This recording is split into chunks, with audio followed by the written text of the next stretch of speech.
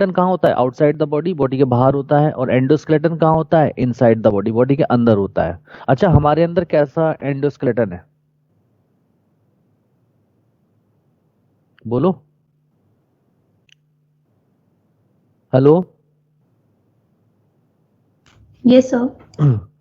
बेटा देखो, चुप नहीं रहना है बिल्कुल भी, सब लोगों को बातें करनी है तभी सीख पाओगे, ऐसे शांत नहीं बैठना है। हमारे अंदर कैसा एंडोस्केलेटन है?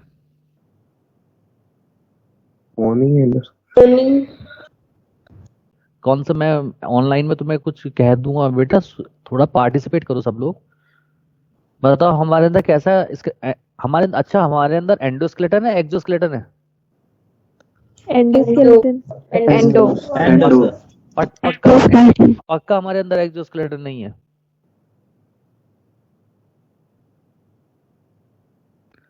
यस सर, पक्का नहीं है। अच्छा, अब बाकी लोग? नहीं है सर। बेटा बताओ, अपनी बॉडी के बारे में नहीं जानते लोग। दूसरे की बॉडी का क्या इलाज करोगे? मतलब ये बताओ, एक बच्चा ये बताओ कि हमारे अंदर एंडोस्केलेटन है या एक्सोस्केलेटन है या दोनों है? सर एंडोस्केलेटन है। अच्छा, और बाकी बच्चे? एंडोस्केलेटन।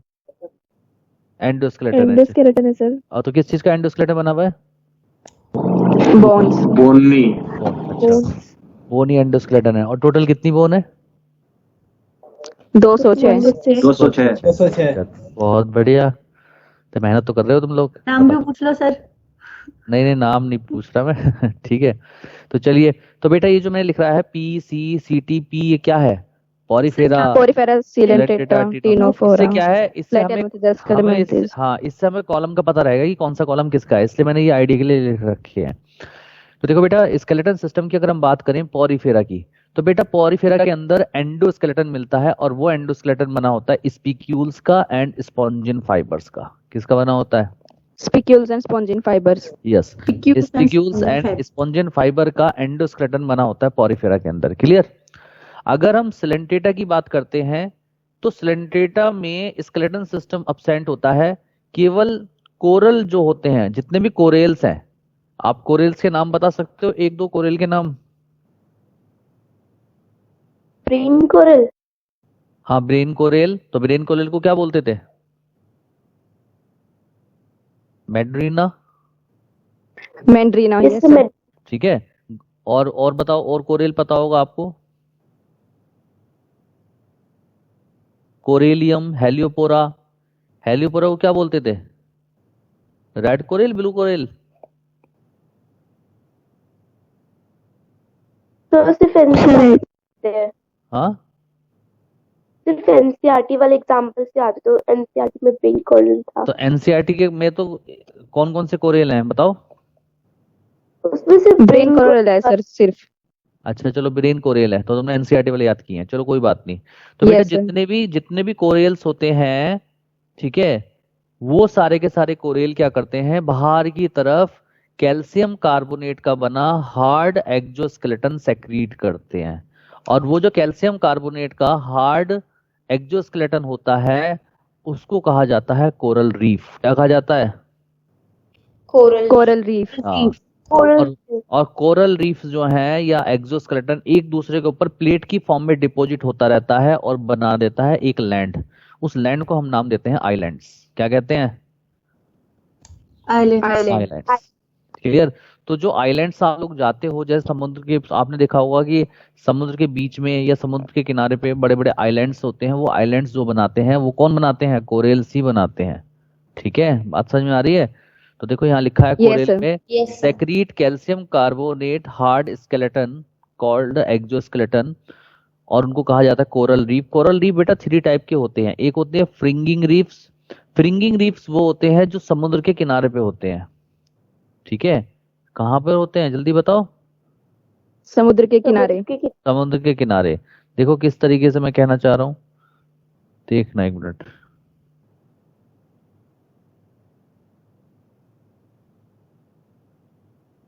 इधर देखिए, जैसे बेटा ये सी है, ये सी है, तो अगर सी के किनारे पे कोरल रीफ्स बन रहे हैं तो उनको बोलेंगे फ्रिंगिंग रीफ्स। क्या बोलेंगे उन्हें? Fringing reef, reefs. और फ्रिंगिंग रीफ्स का बेटा एग्जाम्पल है हवाई आइलैंड। आपने हवाई आइलैंड सुना होगा, पैसिफिक ऑफ नॉर्थ अमेरिका में है। तो वो जो हवाई आइलैंड्स हैं वो क्या है, फ्रिंगिंग रीफ्स का एग्जाम्पल है। किसका एग्जाम्पल है? Fringing reef, fringing reefs. Barrier reefs जो होती हैं थोड़ी सी से थोड़ी डिस्टेंस पे होती हैं, यानी कि अगर सी से थोड़ी डिस्टेंस पे अगर कोरल रीफ्स प्रेजेंट है तो उनको हम नाम देते हैं बैरियर रीफ। क्या बोलते हैं? Barrier barrier reef, barrier reef. Clear?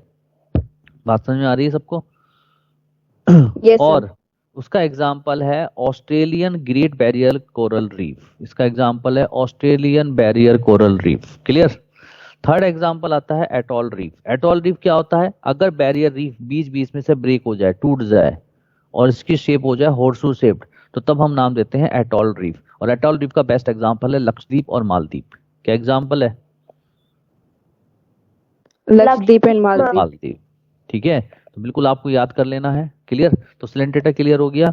इसके बाद देखिए टीनोफोरा, प्लेटीहेल्मिन्थीज और एस्केल्मिन्थीज के अंदर स्केलेटन नहीं होता, स्केलेटन अब्सेंट होता है। क्लियर है सबको? यस सर, इसके बाद आते हैं एनेलिडा। एनेलिडा के अंदर आपको, अच्छा ये बताइए, एनेलिडा के अंदर बॉडी के अंदर क्या फील्ड होता है? Coelomic fluid. यस ठीक सर। है, यस सर, तो वो जो सिलोमिक फ्लूइड है वो सिलोमिक एंडोस्केलेटन बनाता है, जिसको हम हाइड्रोस्टेटिक स्केलेटन भी कहते हैं। जैसे एग्जांपल लीच, तो लीच के अंदर हाइड्रोस्टेटिक स्केलेटन मिलता है जो किसमें हेल्प करता है? लोकोमोशन में हेल्प करता है, चलने में हेल्प करता है, क्योंकि स्केलेटन का काम ही लोकोमोशन है। अरे बोलो। यस सर, ठीक है। अच्छा, अगर हम आर्थ्रोपोडा की बात करते हैं तो आर्थ्रोपोडा की बॉडी के बाहर काइटिन का बना एक्सोस्केलेटन होता है, जिसको हम बोलते हैं काइटिनियस एक्सोस्केलेटन। और काइटिनियस एक्सोस्केलेटन जो होता है आर्थ्रोपोड्स को सराउंडिंग जो एटमॉस्फेयर है उससे प्रोटेक्ट करने में हेल्प करता है। इसीलिए लोअर ग्रुप में मोस्ट सक्सेसफुल ग्रुप किनको माना जाता है? आर्थ्रोपोड्स को। किसको माना जाता है? Yes sir, arthropod. आर्थ्रोपोड्स। इसके बाद आता है मोलस्का। देखो बेटा, मोलस्का के अंदर उन एनिमल्स को रखा गया है जिनकी बॉडी सॉफ्ट है, यानी कि soft body animals are placed in Mollusca. अब आप एक बात बताओ खुद सोचकर, अगर सॉफ्ट बॉडी एनिमल्स है तो जो सराउंडिंग एटमॉस्फेयर है उनसे उनको क्या हो सकता है? शॉक लग सकता है। तो इसलिए उनकी बॉडी को प्रोटेक्ट करने के लिए सॉफ्ट बॉडी एनिमल्स के ऊपर एक कैलकेरियस शेल बन जाती है, जो उनको एक्सटर्नल एनवायरनमेंट से प्रोटेक्ट करने में हेल्प करती है। नहीं बात समझ में आई? यस सर, यानी कि सॉफ्ट बॉडी एनिमल्स में देखो लिखा है soft body animals which is covered by calcareous shell. Calcareous का मतलब क्या होता है? किसकी बनी हुई है? कैल्शियम कार्बोनेट की बनी शेल है। और इसको बनाता कौन है? Formed by mental. इसको मेंटल बनाता है। कौन बनाता है जल्दी बताओ? मेंटल। मेंटल। इसके बाद आता है इकाइनोडर्मेटा। हम कहते हैं बेटा इकाइनोडर्मेटा। इकाइनो का मतलब होता है स्पाइनी और डर्मेटा का मतलब होती है स्किन। यानी कि जिन एनिमल्स की स्किन स्पाइनी थी उनको हमने किसमें प्लेस किया? इकाइनोडर्मेटा में। इकाइनोडर्मेटा। ठीक है। अब क्वेश्चन उठता है कि ये स्पाइनी स्किन बनती कैसे है? देखो बेटा, जो जैसे हमने एग्जांपल लिया स्टारफिश, ठीक है, तो होता क्या है, जो इकाइनोडर्मेटा के एनिमल्स होते हैं उनकी स्किन में, जैसे ये स्किन है, स्किन का सरफेस है, तो उस स्किन के अंदर कैलकेरियस ऑसिकल, मैंने वर्ड यूज किया कैलकेरियस ऑसिकल। कैलकेरियस मतलब कैल्शियम कार्बोनेट का बना हुआ, ऑसिकल का मतलब बोन लाइक हार्ड। तो यानी कि कैल्शियम कार्बोनेट का बना बोन लाइक हार्ड, यानी कि कैलकेरियस ऑसिकल स्किन के अंदर ऐसे एम्बेडेड कर जाते हैं, धस जाते हैं, और धसने के बाद ऐसे ये कांटा सा निकल जाता है, ऐसी जगह जगह कांटे निकल जाते हैं, जिसकी वजह से स्किन स्पाइनी हो जाती है। इसीलिए इनको कहा जाता है इकाइनोडर्मेटा। नहीं बात समझ में आई? Yes sir. ठीक है, तो यानी कि इकाइनोडर्मेटा के अंदर क्या है? एंडोस्केलेटन है, और वो लिखा हुआ है calcareous ossicles present which is embedded into the skin. ठीक है, जिसकी वजह से स्पाइनी स्किन होती है, जिसको हम बोलते हैं इकाइनोडर्मेटा। क्लियर है? यस बोलो। सर। इसके बाद हेमिकोडेटा के अंदर कोई स्केलेटन नहीं होता। तो ये था आपका स्केलेटन सिस्टम। बताइए सब में स्केलेटन सिस्टम क्लियर हो गया? ठीक है, बिल्कुल एकदम कंपेयर हो रही होगी आपको एकदम कोई क्वेश्चन उठ जाए आपको तुरंत कुछ सोचना नहीं है, आपको अगर याद है एकदम से आप क्वेश्चंस कर दोगे, कोई कंपेयर। ये तरीका सबसे बेस्ट है याद करने का, एनिमल किंगडम, जो मैंने आपके लिए अप्लाई किया है। अदरवाइज अगर मैं ऐसे पढ़ाता Yes, sir. पॉरीफेरा एक, फिर सिलेंटेटा, फिर टीनोफोरा, तो उसमें क्या होता कि आपको एक सेटिस्फिकेशन तो मिलता कि विकास सर जो है रेगुलर फॉर्म में कोई पॉरीफेरा पढ़ाया, फिर सिलेंटेटा और टीनोफोरा पढ़ा रहे हैं, लेकिन उसका आपको कोई बेनिफिट नहीं होता, क्योंकि जब मैं आपको 4-5 फाइलम पढ़ा देता तो सारे फाइलम आपके दिमाग में मिक्स हो जाते। तो उनको सेपरेट करने का सबसे बेस्ट तरीका यही था कि जो मैंने आपके लिए अप्लाई किया। आपको एक ही लाइन में स्केलेटन सिस्टम में डिफरेंस दिख गया, क्वेश्चन आएगा, आप आराम से कर दोगे। क्लियर है सब लोगों को? Yes, sir. चलिए Yes, sir. इसका स्क्रीनशॉट ले लीजिए, फिर मैं आगे चलता हूँ। स्क्रीनशॉट लेते जाइए, सब लोग स्क्रीनशॉट ले लीजिए, घर पे बैठ के आराम से बनाएंगे, बनाने से आपको वो याद हो जाएगा। एक बार आप चार्ट बना लोगे ना, एनिमल किंगडम 5 मिनट में रिवाइज होगा। सोचिए कितना टाइम बचेगा आपका, वरना एनिमल किंगडम पढ़ने में 1 महीना लग जाता है। कर दें आगे? ले लिया? Yes, sir. Yes, sir. Yes, sir. चलिए अगला टॉपिक आता है रीजनरेशन। बेटा रीजनरेशन का मतलब क्या होता है? जैसे कोई बॉडी है और आप बॉडी को छोटे छोटे फ्रेगमेंट्स में डिवाइड कर दो, और ईच फ्रेगमेंट फिर से पूरी की पूरी होल बॉडी डेवलप कर ले। This process is called regeneration. क्या बोलते हैं इसे? Regeneration. रीजनरेशन। ठीक है, तो बेटा म्यूट कर दो, कौन बच्चा है ये? देखो बेटा, पॉरीफेरा और सिलेंटेटा दोनों के अंदर रीजनरेशन पावर मिलती है।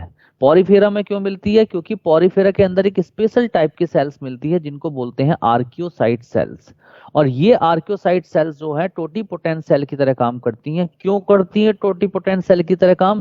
क्योंकि अगर पॉरीफेरा के अंदर कोई भी सेल डीजनरेट हो जाए तो उस सेल को फिर से बनाने का काम किसका होता है? आर्कियोसाइट सेल्स का। इसीलिए आर्कियोसाइट सेल्स को हम टोटीपोटेंट सेल कहते हैं, और इसीलिए इसको मल्टी फंक्शनल सेल भी कहते हैं। मल्टी फंक्शनल सेल क्यों कहा? क्योंकि आर्कियोसाइट सेल्स बॉडी की किसी भी सेल्स को बना सकता है, यानी कि बॉडी की किसी भी सेल्स के फंक्शंस को परफॉर्म कर सकता है। इसीलिए इसका सिंगल फंक्शन नहीं है, एक से ज्यादा फंक्शन है। इसीलिए आर्कियोसाइट सेल्स को टोटीपोटेंट सेल भी कहते हैं और मल्टी फंक्शनल सेल भी कहते हैं। बताओ समझ में आया नहीं आया? Yes, sir. ठीक है। सेकंड जो सिलेंटेटा है, सिलेंटेटा के अंदर भी रीजनरेशन पावर प्रेजेंट होती है, लेकिन यहाँ पे दूसरे एक अलग तरीके की स्पेशल सेल्स है जिसका नाम है इंटरस्टिशियल सेल्स। और इस इंटरस्टिशियल सेल्स की वजह से ही सिलेंटेटा के अंदर रीजनरेशन पावर होती है। क्यों?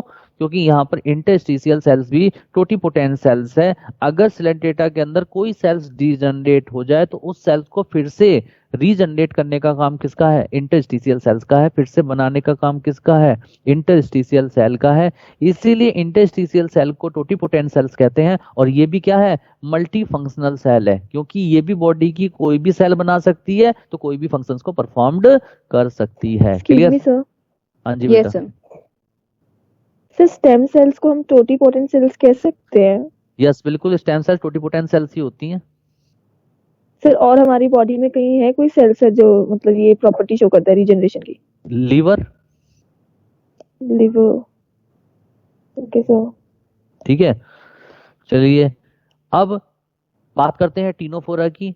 टीनोफोरा जो होता है बेटा, टीनोफोरा के अंदर रीजनरेशन पावर अब्सेंट होती है। प्लेटी हेलमिंथीज के अंदर भी रीजनरेशन पावर अब्सेंट होती है। केवल एक मेंबर है जिसके अंदर रीजनरेशन पावर मिलती है, उसका नाम है प्लेनेरिया।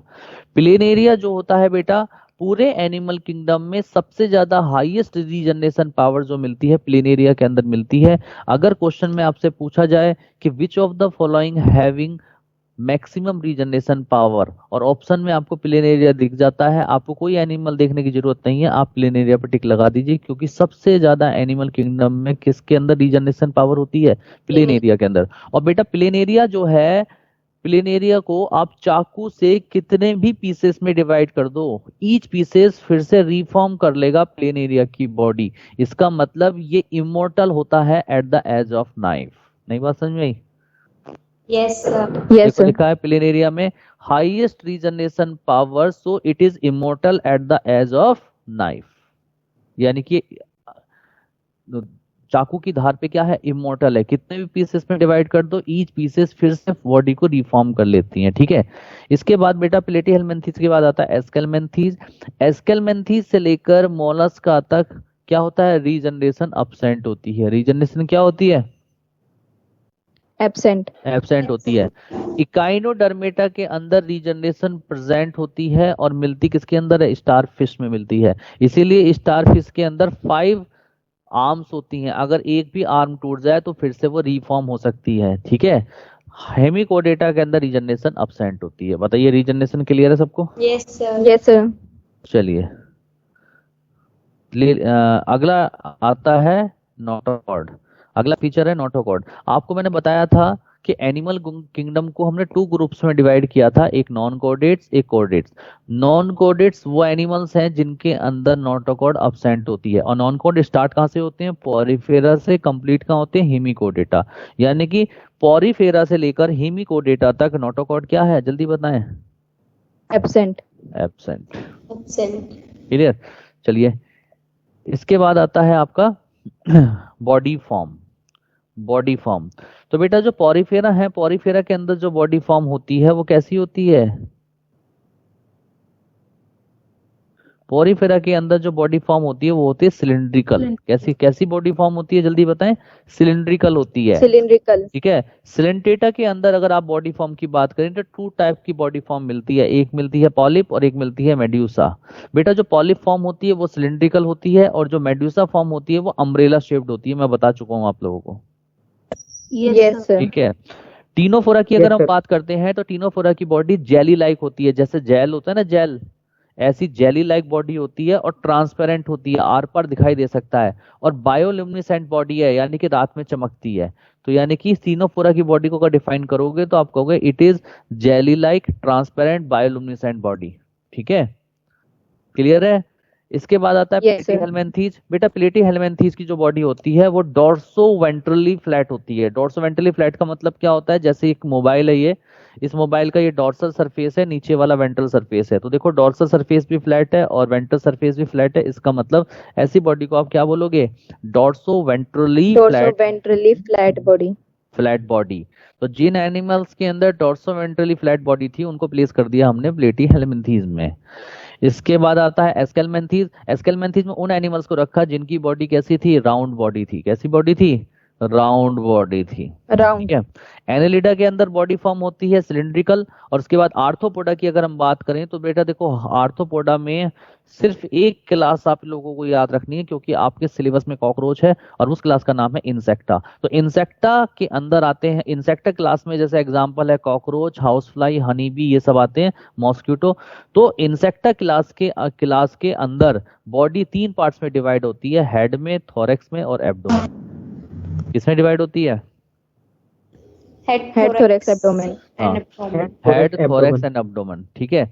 इसके बाद आता है मोलस्का। बेटा देखो मोलस्का की बॉडी भी 3 पार्ट्स में डिवाइड होती है, हेड, विसरल हम्प और मस्कुलर फूट। और किस किस में डिवाइड होती है मोलस्का की body, head, visceral hump Head, और मस्कुलर visceral, फूट। muscular. मस्कुलर फूट। अब एक बात और सुनिए, ये जो विसरल हम्प है, विसरल हम्प की ही चारों तरफ की कवरिंग को हम बोलते हैं मेंटल, और यही बाहर की तरफ सेक्रेट करता है कैलकेरियस शेल। क्लियर है। Yes sir. इसके बाद इकाइनोडर्मेटा की बात करते हैं। इकाइनोडर्मेटा में मेनली हम स्टारफिश की बात करते हैं। तो स्टारफिश के अंदर टोटल 5 आर्म्स होती हैं, इस तरीके से 5 आर्म्स होती हैं, ठीक है। तो इसलिए इसकी बॉडी कैसी हो गई, पेंटामेरस। कैसी शेप हो गई इसकी, पेंटामेरस। पेंटामेरस, ठीक है। इसके बाद बात करते हैं हेमिकोडेटा की। हेमिकोडेटा की बेटा बॉडी सॉफ्ट होती है, फ्रेजाइल होती है। फ्रेजाइल का मतलब क्या होता है, जैसे कांच फ्रेजाइल होता है वैसा होता है, फ्रेजाइल होती है। एंड वॉर्म लाइक अपीयरेंस होती है, देखने में वॉर्म जैसी दिखाई देती है। सिलिंड्रिकल इन शेप होती है एंड हैविंग 3 पार्ट्स, उसके 3 पार्ट होते हैं। एंड आगे की तरफ एंटीरियर पार्ट को बोलते हैं प्रोबोसिस, मिडिल पार्ट को बोलते हैं कॉलर और पोस्टीरियर पार्ट को बोलते हैं ट्रंक, यानी कि प्रोबोसिस, कॉलर, ट्रंक। क्लियर है सब लोगों को? Yes sir. ठीक है, चलिए इसका स्क्रीनशॉट ले लीजिए सब लोग। फ्रेजाइल बता दो एक और बार। है फ्रेजाइल। फ्रेजाइल का मतलब क्या होता है, जैसे कांच टूट जाता है इस तरीके से इसकी बॉडी लचीली होती है काफी, मतलब डेलिकेट एक तरीके से। ठीक है, स्क्रीनशॉट ले लीजिए आप लोग। ले लिया? Yes, sir. Yes, sir. चलिए, इसके बाद अगले फीचर्स आते हैं। अब फीचर आता है रिप्रोडक्शन। कौन सा फीचर आता है? Reproduction. हाँ, रिप्रोडक्शन पे बेटा बहुत क्वेश्चंस आते हैं। रिप्रोडक्शन पे बेनतहा क्वेश्चन आते हैं, इसलिए रिप्रोडक्शन को बहुत अच्छे से पढ़ना है आप लोगों को, क्योंकि ये टॉपिक बहुत मेन होता है। ठीक है, चलिए रिप्रोडक्शन की अगर हम बात करते हैं तो सबसे पहला जो बात करते हैं पॉरीफेरा की और सिलेंटेटा की। बेटा पॉरीफेरा और सिलेंटेटा के दोनों के अंदर एसेक्सुअल रिप्रोडक्शन ही मिलता है और सेक्सुअल रिप्रोडक्शन ही मिलता है। पहली बात तो मैं बता देता हूँ, एसेक्सुअल रिप्रोडक्शन कौन से होते हैं? एसेक्सुअल रिप्रोडक्शन वो होते हैं जिसमें गैमेट पार्टिसिपेट नहीं करते। क्या पार्टिसिपेट नहीं करते? Gametes. गैमेट्स पार्टिसिपेट नहीं करते। जैसे budding, external budding, internal budding क्या है? Asexual reproduction. जैसे रीजनरेशन क्या है बेटा? Asexual reproduction. फ्रेगमेंटेशन क्या है बेटा? Asexual reproduction. ठीक है, ये सारे एसेक्सुअल रिप्रोडक्शन के मेथड हैं। सेक्सुअल रिप्रोडक्शन वो होता है जिसके अंदर फर्टिलाइजेशन होता है और गैमेट पार्टिसिपेट करते हैं। क्लियर है सब लोगों को? तो बेटा जो पॉरीफेरा और सिलेंटेटा है, इन दोनों के अंदर एसेक्सुअल रिप्रोडक्शन ही मिलता है और सेक्सुअल रिप्रोडक्शन ही मिलता है। लेकिन टीनोफोरा के अंदर ओनली सेक्सुअल रिप्रोडक्शन मिलता है, एसेक्सुअल रिप्रोडक्शन अब्सेंट होता है। कई बार क्वेश्चन आ चुका है। समझ में आई नहीं आई? Yes, sir. बोलो। और अगर हम बात करते हैं प्लेटीहेल्मिन्थीज की, तो सभी प्लेटीहेल्मिन्थीज के अंदर सेक्सुअल रिप्रोडक्शन होता है, लेकिन कुछ ऐसे मेंबर हैं जिनके अंदर एसेक्सुअल रिप्रोडक्शन मिलता है। जैसे एग्जांपल है प्लेनेरिया।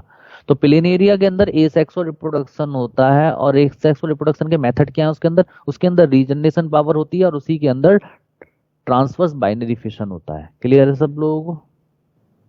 Yes, sir. तो देखो लिखा है, most of the Platyhelminthes have sexual reproduction but some members have asexual reproduction. यहां से मिट गया क्या ये? एक मिनट लिख देता हूं। Some members have asexual reproduction. Some members के पास क्या होता है बेटा, जल्दी बताओ? Asexual Asexual reproduction. reproduction. जैसे एग्जांपल हो गया, पहला एग्जांपल रीजनरेशन, सेकंड एग्जांपल हो गया Planaria. Transverse binary fission. Clear? इसके बाद बेटा एस्केलमेंथी से लेकर हेमिकोडेटा तक जितने भी मेंबर हैं सभी के अंदर सेक्सुअल रिप्रोडक्शन प्रेजेंट होता है, क्योंकि गैमेट पार्टिसिपेट करते हैं। क्लियर है? Yes, sir. ठीक है, चलिए इसके बाद बात करते तो हैं बॉडी की। हाँ जी बेटा बोलो। सर बाइनरी फिजन तो पता है, लेकिन ट्रांसवर्स बाइनरी फिजन क्या होता है? बेटा देखो, बाइनरी फिशन का मतलब होता है सेल्स का दो पार्ट में डिवाइड होना। अगर सेल ऐसे डिवाइड होती है तो बोलते हैं लॉन्गिट्यूडनल बाइनरी फिशन। सेल अगर इस तरीके से डिवाइड होगी तो बोलेंगे ट्रांसवर्स बाइनरी फिशन। नई बात समझ में? ठीक है, लॉन्गिट्यूडनल बाइनरी फिशन का एग्जांपल कोई बता सकता है? अगर कोई होशियार बच्चा होगा जिसने तैयारी कर रखी होगी वो बता देगा। लॉन्गिट्यूडनल बाइनरी फिशन का एग्जांपल कोई बता दे। पैरामीशियम। Paramecium, Euglena. पैरामीशियम के अंदर लॉन्गिट्यूडनल होता है, ट्रांसवर्स होता है? कौन बच्चा बता रहा है? तो ट्रांसवर्स होता है शायद। यस, शायद नहीं बेटा, ट्रांसवर्स ही होता है। लॉन्गिट्यूडनल तो ट्रांसवर्स होता है। यूग्लिना के अंदर मिलता है लॉन्गिट्यूडनल। ठीक है ना? चलिए बहुत बढ़िया। अब बात करते हैं बॉडी की। देखो बेटा बॉडी टू टाइप की होती है। देखो मैंने आपको बताया था कि अगर मेल बॉडी अलग है और फीमेल बॉडी अलग है तो हम क्या बोलेंगे? Unisexual body. और उस कंडीशन को क्या बोलेंगे? Dioecious condition. बताया था? Yes, sir. यानी कि अगर कोई बॉडी यूनिसेक्सुअल है तो Yes, उसके sir. साथ डायोसियस अपने आप जुड़ जाएगा। ठीक। और अगर मेल और फीमेल दोनों कैरेक्टर्स एक ही बॉडी के अंदर प्रेजेंट है तो हम बोलेंगे बाइसेक्सुअल बॉडी। और बाइसेक्सुअल बॉडी में जो कंडीशन होगी उसको बोलेंगे मोनोसियस और हर्मोफेरोडाइट। क्लियर? Yes, sir. ठीक है। और मेल और फीमेल बॉडी को बाहर से देखकर पहचानना, that is called sexual dimorphism, जो कि यूनिसेक्सुअल बॉडी के अंदर देखने के लिए मिलता है। तो अगर कहीं पे यूनिसेक्सुअल लिखा है तो इसका मतलब हाँ डायोसियस भी होगा, उसके अंदर सेक्सुअल डायमॉर्फिज्म भी होगी। क्लियर? बोलो। Yes, sir. Yes sir. तो बेटा देखो, पॉरीफेरा से लेकर टीनोफोरा तक के जितने भी मेंबर हैं सभी की बॉडी कैसी है? बाइसेक्सुअल बॉडी है, यानी कि मेल और फीमेल कैरेक्टर्स दोनों प्रेजेंट हैं। इसका मतलब वहां पे मोनोसियस कंडीशन भी होगी और हर्मोफेरोडाइट कंडीशन भी होगी। क्लियर? बोलते जाओ। Yes, sir.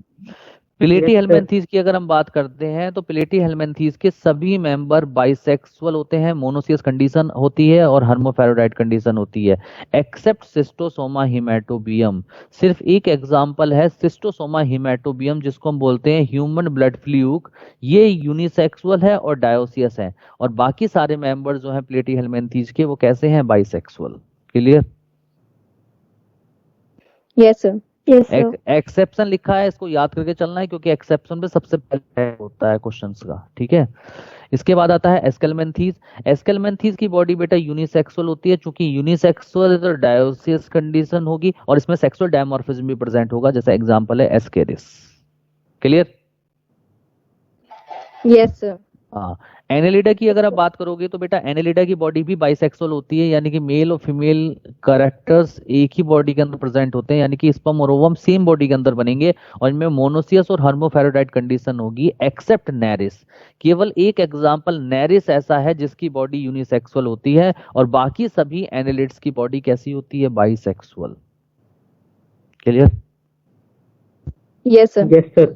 आर्थ्रोपोडा की अगर हम बात करते हैं तो मोस्टली कैसे हैं? यूनिसेक्सुअल बॉडी होती है। तो जब यूनिसेक्सुअल बॉडी होगी तो डायोसियस कंडीशन भी होगी और यहाँ पे क्या प्रेजेंट होगा?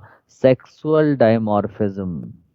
जहां पर भी यूनिसेक्सुअल बॉडी होती है वहां पे सेक्सुअल डायमॉर्फिज्म भी प्रेजेंट होगा, यानी कि मेल और फीमेल बॉडी को आप बाहर से देखकर पहचान सकते हो कैरेक्टर्स को देख के। क्लियर सबको? Yes, sir.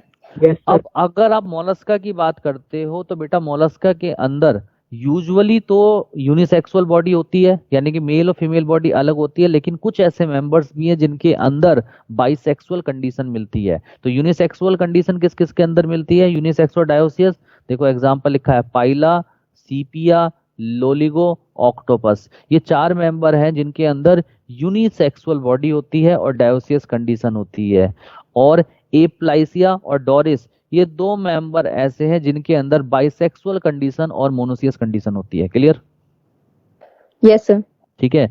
इकाइनोडर्मेटा की अगर आप बात करते हो तो ये यूजुअली यूनिसेक्सुअल होते हैं और डायोसियस होते हैं। यूजुअली वर्ड लिख दिया, इसका मतलब most of the members of Echinoderms are unisexual and dioecious. Clear?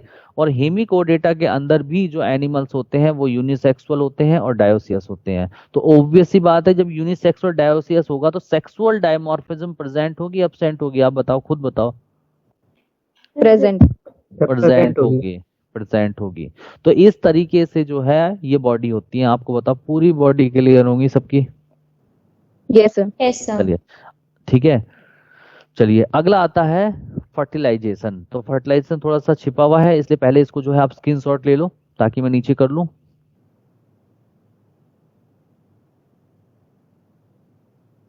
सबको कंपेयर हो रहा है बहुत आराम से ना?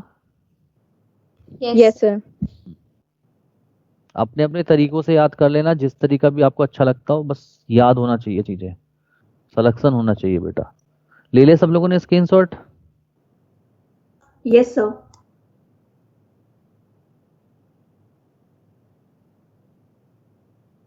चलिए अगला टॉपिक हमारा आता है फर्टिलाइजेशन। देखो बेटा, मैंने चार टर्म्स आप लोगों को बताई थी। सबसे पहले दो टर्म्स का जिक्र करते हैं, एक्सटर्नल फर्टिलाइजेशन और इंटरनल फर्टिलाइजेशन।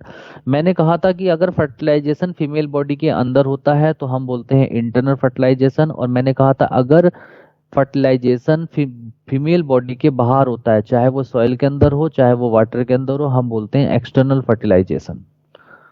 ठीक है। दो कंडीशन और बताई थी, सेल्फ फर्टिलाइजेशन और क्रॉस फर्टिलाइजेशन। मैंने कहा था कि सेल्फ फर्टिलाइजेशन बाइसेक्सुअल बॉडी में होती है क्योंकि उसके अंदर मेल गैमेट और फीमेल गैमेट दोनों बनते हैं, और क्रॉस फर्टिलाइजेशन कंडीशन जो होती है यूनिसेक्सुअल बॉडी में होती है जब मेल और फीमेल बॉडी अलग अलग होते हैं। लेकिन मैंने ये बात भी कही थी कि समटाइम क्रॉस फर्टिलाइजेशन अकर इन बाइसेक्सुअल बॉडी, कभी कभी बाइसेक्सुअल बॉडी के अंदर क्रॉस फर्टिलाइजेशन हो जाता Yes, है, sir. कब हो जाता है? Due to protandrous condition. जब प्रोटेंडरस कंडीशन आ जाती है यानी कि मेल गैमेट फीमेल गैमेट से पहले मैच्योर हो जाता है, तो उस कंडीशन में क्रॉस फर्टिलाइजेशन हो जाता है।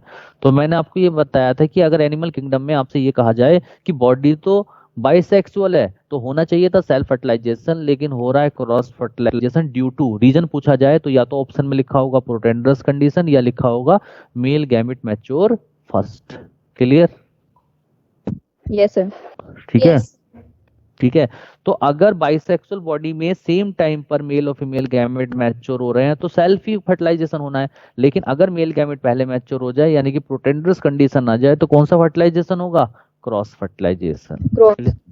ठीक है। तो जो पॉरीफेरा है बेटा, पॉरीफेरा में इंटरनल फर्टिलाइजेशन होता है यानी कि फर्टिलाइजेशन बॉडी के अंदर होता है। ठीक है। और आप लोग जानते हैं पॉरीफेरा की बॉडी मैंने कैसी बताई थी? बाइसेक्सुअल बॉडी बताई थी, यानी कि मेल और फीमेल गैमेट दोनों प्रेजेंट थे, तो होना चाहिए था सेल्फ फर्टिलाइजेशन, लेकिन होता कैसा है यहाँ पर? Cross fertilisation Cross. Occur due to protandrous condition, क्योंकि पॉरीफेरा में प्रोटेंडरस कंडीशन हो जाती है। Male gamete mature first, male gamete पहले मैच्योर हो जाता है, फीमेल गैमेट बाद में मैच्योर होता है। क्योंकि मेल गैमेट पहले मैच्योर हो जाता है तो वो बॉडी से निकलकर पानी में चला जाता है और दूसरी बॉडी को क्या करता है? फर्टिलाइज कर देता है। ठीक है। और जब फीमेल गैमेट मैच्योर हो जाता है तो उसका गैमेट दूसरी बॉडी का जो स्पर्म है वो आ जाता है और वो उसको फर्टिलाइज कर देता है। इस तरीके से क्रॉस फर्टिलाइजेशन हो जाता है। नहीं बात समझ में आई? Yes, sir. ठीक है। अभी सर सिलेंटेटा और टीनोफोरा जो है बेटा, इन दोनों के अंदर जो फर्टिलाइजेशन होता है वो एक्सटर्नल फर्टिलाइजेशन होता है जो कि वाटर के अंदर होता है। ठीक है। तो याद रखना सिलेंटेटा और टीनोफोरा में वाटर के अंदर फर्टिलाइजेशन होता है जिसको हम बोलते हैं एक्सटर्नल फर्टिलाइजेशन। ठीक है। प्लेटी हेलमेंथीज और एस्केलमेंथीज के अंदर होता है इंटरनल फर्टिलाइजेशन। कैसा फर्टिलाइजेशन होता है? जल्दी बोलो। Internal. Internal fertilization. और जो एनेलिडा होते हैं जैसे एग्जांपल है अर्थवॉर्म, लीच, इनके अंदर होता है एक्सटर्नल फर्टिलाइजेशन। कैसा फर्टिलाइजेशन होता है? एक्सटर्नल फर्टिलाइजेशन होता है जो कि वाटर के अंदर होता है। ठीक है। एक खास बात आप सुनो, अर्थवॉर्म और लीच के अंदर बनता है कुकून। ये मैं आपको बताऊंगा बाद में कि कुकून होता क्या है। 14, 15, 16 जो सेगमेंट होते हैं इसके ऊपर एक लेयर बन जाती है मोटी सी जिसको हम नाम देते हैं क्लाइटेलम, और इसी से डेवलप होता है कुकून। और इस कुकून के अंदर मेल गैमेट और फीमेल गैमेट फ्यूज करते हैं वाटर में। तो चूंकि वाटर के अंदर फ्यूज कर रहे हैं, बॉडी से बाहर कर रहे हैं, इसलिए इसको कहा गया एक्सटर्नल फर्टिलाइजेशन। तो अर्थवॉर्म और लीच के अंदर एक्सटर्नल फर्टिलाइजेशन मिलेगा। क्लियर है? Yes, sir. इसके बाद आते हैं आर्थ्रोपोड्स। ऑल लैंड आर्थ्रोपोड्स, जितने भी आर्थ्रोपोड्स जो जमीन पे रहते हैं, लैंड पे रहते हैं, उन सभी के अंदर यूजुअली इंटरनल फर्टिलाइजेशन होता है। आप लैंड आर्थ्रोपोड्स के एग्जांपल बता सकते हो, जैसे कॉकरोच, जैसे हाउस फ्लाई, जैसे हनी बी, जैसे मॉस्किटो, जैसे टर्माइट, जैसे आंट, जैसे ग्रासहोपर। जितने भी एनिमल्स हैं सारे के सारे ये लैंड आर्थ्रोपोड्स हैं, और इन सभी के अंदर यूजुअली कैसा फर्टिलाइजेशन होगा? Internal. इंटरनल फर्टिलाइजेशन होगा। क्लियर? अच्छा, अब बात करते हैं मोलस्का की। बेटा देखो, मोलस्का के अंदर एक्सटर्नल फर्टिलाइजेशन भी होता है और इंटरनल फर्टिलाइजेशन भी होता है। दोनों, कुछ एनिमल्स में एक्सटर्नल फर्टिलाइजेशन है, कुछ एनिमल्स में इंटरनल फर्टिलाइजेशन है, लेकिन अगर दोनों की कंपेयर करा जाए तो ज्यादा मोर कॉमन फर्टिलाइजेशन कौन सा है? इंटरनल। ज्यादातर मेंबर में इंटरनल फर्टिलाइजेशन मिलता है। क्लियर है? Yes, sir. इकाइनोडर्मेटा की अगर बात करो तो इसमें यूजुअली एक्सटर्नल फर्टिलाइजेशन होता है और हेमिकोडेटा में भी एक्सटर्नल फर्टिलाइजेशन होता है। और चूंकि इकाइनोडर्मेटा और हेमिकोडेटा दोनों के दोनों एक्सक्लूसिवली मैरीन है। एक्सक्लूसिवली मैरीन का मीनिंग मैंने आपको बताया था कि all members found in sea water. तो इकाइनोडर्मेटा और हेमिकोडेटा के सभी मेंबर सी वाटर में मिलते हैं, इसीलिए इन दोनों के अंदर एक्सटर्नल फर्टिलाइजेशन है। और वो कहाँ होता है? इन सी वाटर। कहाँ पर Yes. होता है? सी वाटर में। Water. क्लियर हुआ फर्टिलाइजेशन सब लोगों को? Yes, sir. Yes, ठीक है। sir.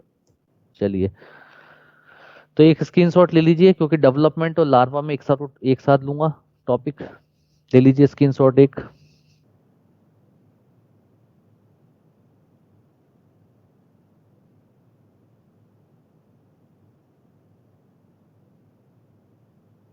ले लिया screenshot? Yes, sir. Yes, sir.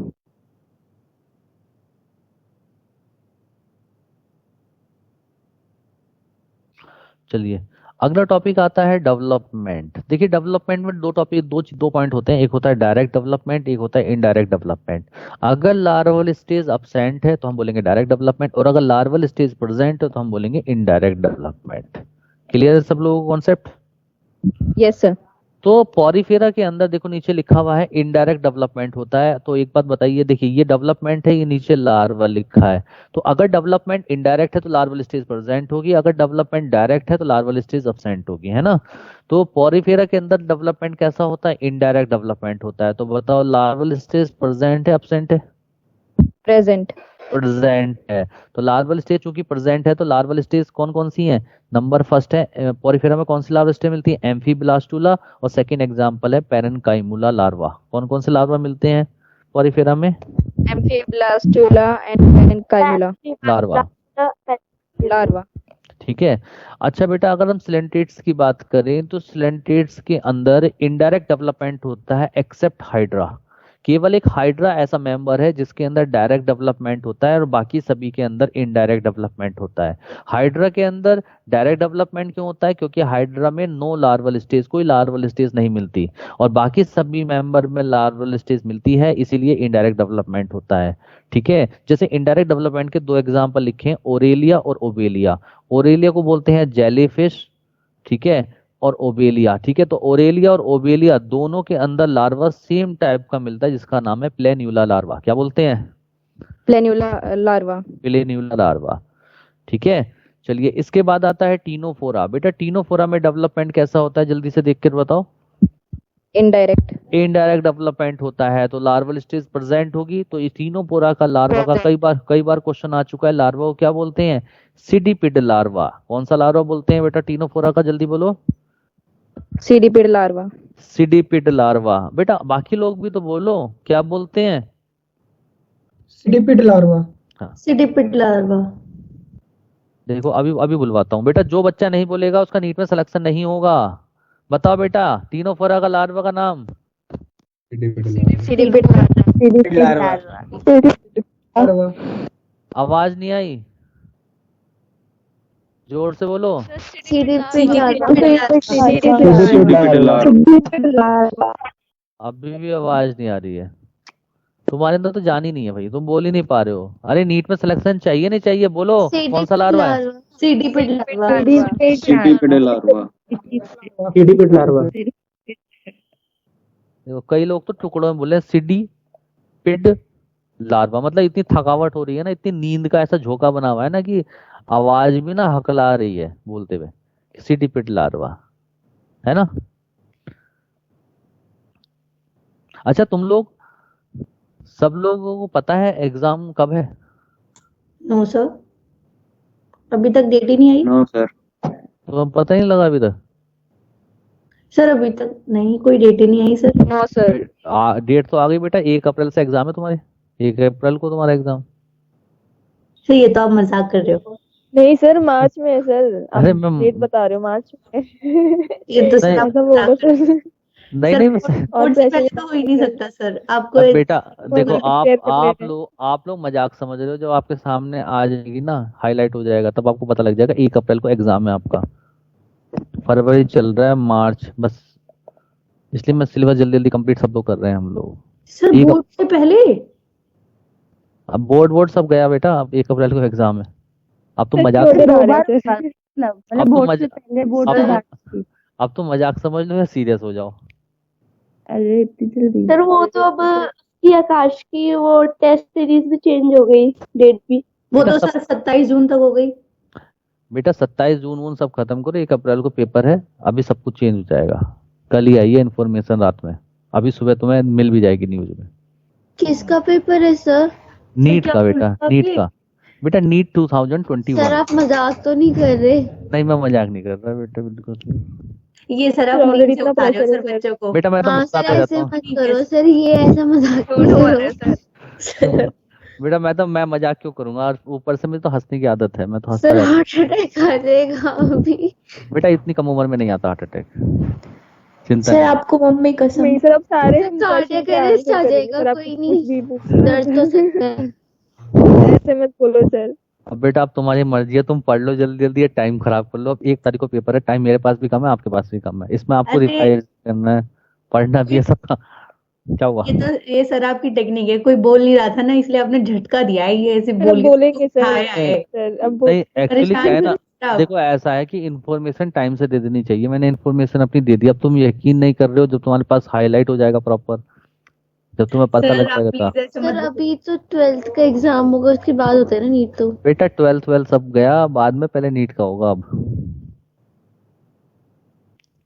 Sir क्यों मजाक कर रहे हो सर? ठीक है। सर समझ में नहीं आएगा सर, क्लास बस नहीं ले पाएंगे सर। अच्छा अच्छा, एक वो एक लोग एक एक चीज बताओ, एक वो बताओ, 1 अप्रैल को क्या होता है? अप्रैल फूल अप्रैल फूल। अप्रैल फूल डे। अब आपको समझ में आया 1 अप्रैल को एग्जाम क्यों था? आपने हमें बनाया। अभी बना दिया सर। तो बेटा क्या बात करें, तो कभी बना दो। इंसान में क्या है। सर बनाया तो बड़ा अच्छा कि हम Thanks, लोग सीरियस ही हो गए। हाँ, देख लिया 1 अप्रैल, डेट भी देखो कितना फिक्स रखी है आप लोगों के लिए, अप्रैल फूल बनाया। एक्चुअली सर ये नीट बनाते भी तो है सर हमें फूल। हाँ, सर कोई नीट कर लो, भरोसा उसके नहीं बाद होता। लाइफ सेट है, उसके बाद पता चलता है ना रियलिटी क्या है। एक हाँ। तरीके से फूल ही बनते लेकिन हैं। नहीं फूल नहीं बेटा, देखो ऐसा है, अब आपको फूल नहीं पूरा पेड़ बनना है, ठीक है, पूरा प्लांट बनना है, क्योंकि फूल बनने से काम नहीं चलने का। Yes, sir. ठीक है, हाँ चलिए बहुत बढ़िया। चलो मुझे अच्छा लगा 1 अप्रैल को, तुम लोग तो सारे सीरियस हो गए थे, रोने को तैयार हो गए थे सब लोग। Yes sir sir. आप ऐसे चलो सर हमें चलो। पता था सर आप मजाक ही कर रहे हो सर। हाँ लेकिन फिर भी बेटा बोलते नहीं है सर इसी। 70-80% ना ऐसे ही लग रहा था कि कहीं ऐसा तो नहीं सर सही बोल रहे हैं। ये सर लग रहा था अब लास्ट में सर चलो कुछ भरोसा नहीं है ना सर, वो जो हमारे मिनिस्टर बैठे हैं उनको कोई भरोसा नहीं है, वो कभी भी करवा सकते हैं पेपर। हाँ बेटा, लेकिन बोलने की देर होती है बस। मैं आपको बता रहा हूँ इस बार नीट सरप्राइजिंग रहेगा, डेट आगे भी जा सकती है पीछे भी आ सकती है, इसलिए पूरा सरप्राइजिंग है, इसलिए बहुत सीरियस होके हो जाओ। और एक बात मैं आपको बता रहा हूँ, देखो हम लोगों को ना लाइफ में सिर्फ एक मौका मिलता है कुछ बड़ा करने का, और जब उसे मौका मिलता है ना तब उसकी वो कदर नहीं करता। वो सोचता है अरे साल तो आते रहेंगे, अभी उम्र ही क्या है हमारी, एंजॉय करो। लेकिन जब वो टाइम बीत जाता है ना तो वो टाइम फिर वापस नहीं आता, क्योंकि मौका लाइफ में एक बार मिलता है। जिसने वक्त पे फायदा उठा लिया वो कुछ कर जाता है, जिसने वक्त पे फायदा नहीं उठाया वो पीछे रह जाता है, सिर्फ वो नाम ही रह जाता है उसका। अब आप सोचो, आपको नाम वाला बनना है या काम वाला बनना है? नाम वाले हो तो बेकार, काम वाला बनो, मेहनत करो बेटा। देखो एग्जाम 1 अप्रैल को चाहे 1 मई को हो, ज्यादा बड़ा डिफरेंस नहीं आएगा। मई में तो मान के चल रहे हैं हम होगा फर्स्ट वीक में, है ना, केवल 1 महीने का डिफरेंस ही तो लेके गया मैं।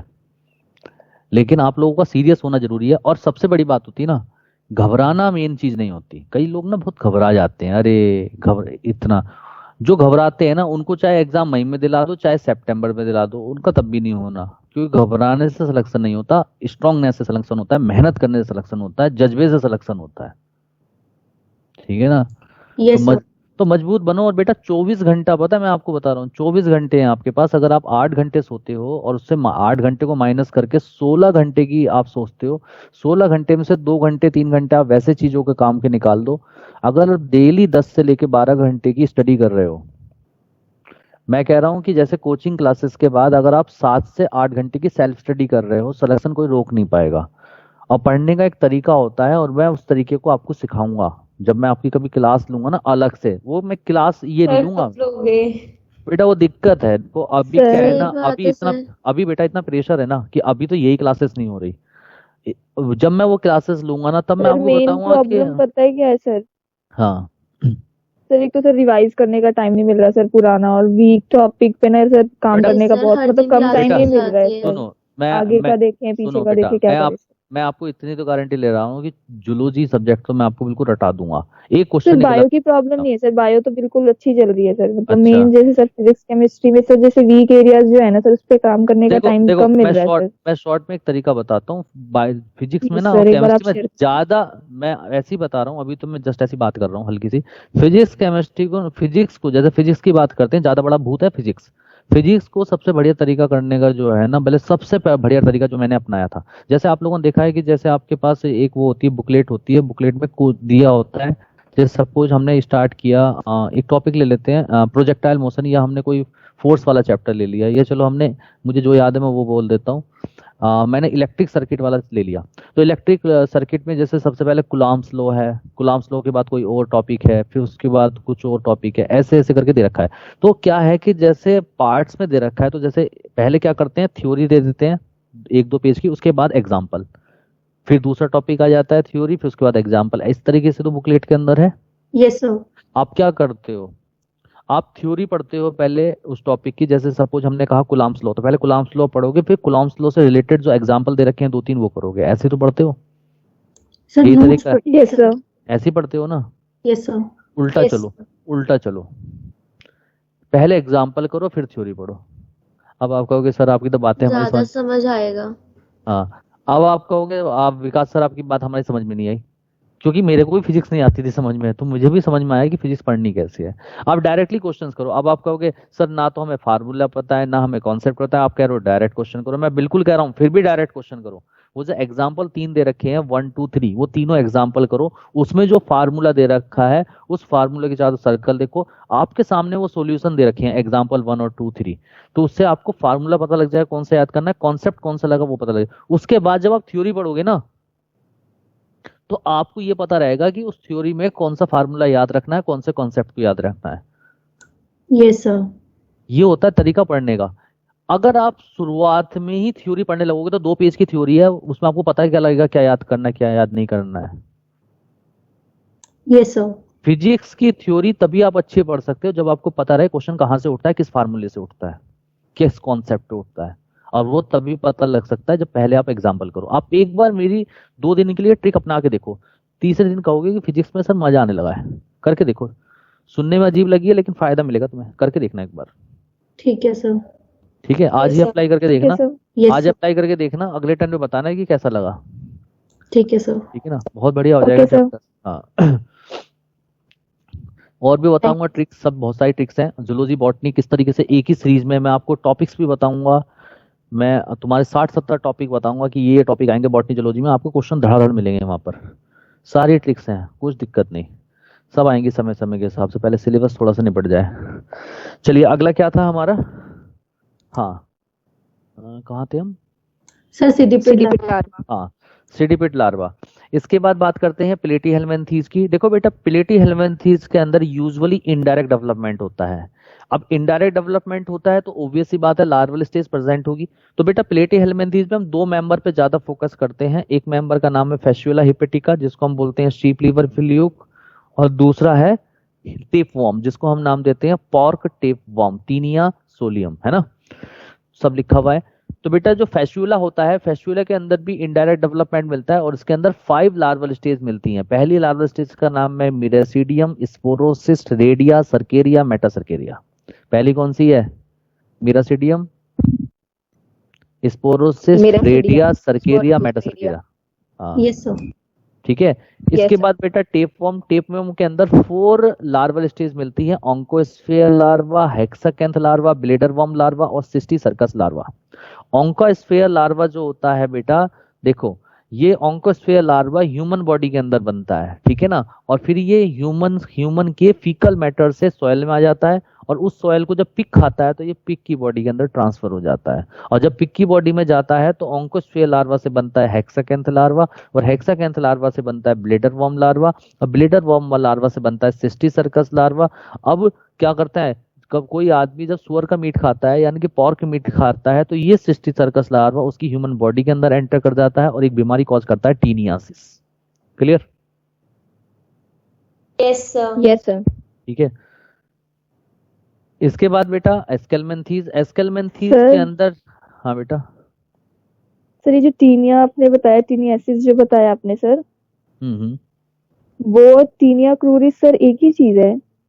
नहीं नहीं टीनियासिस अलग है, अलग है टीनियासिस। sir. हाँ ओके सर। 2 होते हैं ना, टीनियासिस, सिस्टिसर्कोसिस। ठीक है। चलिए अगला आता है एस्केलमेंथीज। बेटा एस्केलमेंथीज के अंदर डायरेक्ट डेवलपमेंट भी होता है और इनडायरेक्ट डेवलपमेंट भी होता है। जैसे एग्जांपल जो मेन है वो है एस्केरिस। एस्केरिस के अंदर इनडायरेक्ट डेवलपमेंट होता है और इसके लार्वा को बोलते हैं रेप्टिटी फॉर्म लार्वा या एम्ब्रियोनेटेड लार्वा। क्या बोलते हैं इसके लार्वा को? रेडिटी फॉर्म लार्वा और एम्ब्रियोन एम्ब्रियोनेटेड लार्वा, एम्ब्रियोनेटेड लार्वा। ठीक है। इसके बाद आता है एनेलिडा। एनेलिडा के अंदर जनरली डायरेक्ट डेवलपमेंट होता है एक्सेप्ट नेरिस। केवल एक नेरिस ऐसा मेंबर है जिसके अंदर इनडायरेक्ट डेवलपमेंट मिलता है। तो इनडायरेक्ट डेवलपमेंट मिलेगा तो इसके अंदर लार्वल स्टेज ही मिलेगी नेरिस के अंदर। उस लार्वल स्टेज का नाम क्या है? ट्रोकोपोर लार्वा। क्या बोलते हैं? ट्रोकोपोर लार्वा। इसका मतलब अर्थवर्म और लीच की बात करें तो डायरेक्ट डेवलपमेंट, और नेरिस की बात करें तो इनडायरेक्ट डेवलपमेंट, और इसके अंदर लार्वल स्टेज मिलेगी ट्रोकोपोर लार्वा। ठीक है। इसके बाद आता है आर्थ्रोपोडा। बेटा आर्थ्रोपोडा में डायरेक्ट डेवलपमेंट भी मिलता है और इनडायरेक्ट डेवलपमेंट भी मिलता है। डायरेक्ट डेवलपमेंट का एग्जांपल है जैसे कॉकरोच, क्योंकि कॉकरोच के अंदर नो लार्वल स्टेज, कोई लार्वल स्टेज नहीं मिलती। और इनडायरेक्ट डेवलपमेंट का एग्जांपल है जैसे mosquito, house fly, honey bee, butterfly, ये सब आती हैं। तो मॉस्किटो के अंदर कौन सा लार्वा होता है? रेगुलर लार्वा मिलता है। बटरफ्लाई में कौन सा लार्वा होता है? कैटरपिलर लार्वा होता है। और हाउस फ्लाई के अंदर कौन सा लार्वा होता है? मैगट लार्वा होता है। क्लियर? Yes sir. यस इसके बाद आता है मोलस्का। बेटा मोलस्का के अंदर डायरेक्ट और इनडायरेक्ट डेवलपमेंट दोनों डेवलपमेंट मिलता है, लेकिन मेनली कौन सा डेवलपमेंट मिलता है? इनडायरेक्ट डेवलपमेंट मिलता है, यानी कि ज्यादातर में लार्वल स्टेज प्रेजेंट होती है। डायरेक्ट डेवलपमेंट का मोलस्का में एग्जांपल है जैसे सीपिया, लोलिगो, ऑक्टोपस। और इनडायरेक्ट डेवलपमेंट जिसके अंदर मिलता है उनमें कौन कौन से लार्वा मिलते हैं? जैसे ट्रोकोपोल लार्वा मिलता है, पाइला के अंदर मिलता है वेलिगर लार्वा, और ग्लोचिडियम मिलता है यूनियो के अंदर लार्वा। क्लियर? Yes sir. इसके बाद बात करते हैं इकाइनोडर्मेटा और हेमिकोडेटा की। बेटा इकाइनोडर्मेटा और हेमिकोडेटा दोनों के अंदर इनडायरेक्ट डेवलपमेंट मिलता है, तो ऑब्वियस सी बात है लार्वल स्टेज मिलेगी। तो इकाइनोडर्मेटा के अंदर 5 लार्वा मिलते हैं। पहले लार्वा का नाम है dipleurula larva, bipinnaria larva, brachiolaria larva, doliolaria larva and auricularia larva. आपको लार्वा का सिर्फ नाम याद करना है। और हेमिकोडेटा के अंदर भी इनडायरेक्ट डेवलपमेंट मिलता है, और उसके अंदर एक स्पेशल टाइप का लार्वा मिलता है जिसका नाम है टॉर्नेरिया लार्वा। क्या नाम है? Tornaria larva. Tornaria larva. Clear है आपको? बहुत अच्छे से समझ में आ गया होगा सब कुछ। इसका स्क्रीनशॉट ले लीजिए आप, स्क्रीनशॉट ले लीजिए, स्क्रीनशॉट ले लीजिए।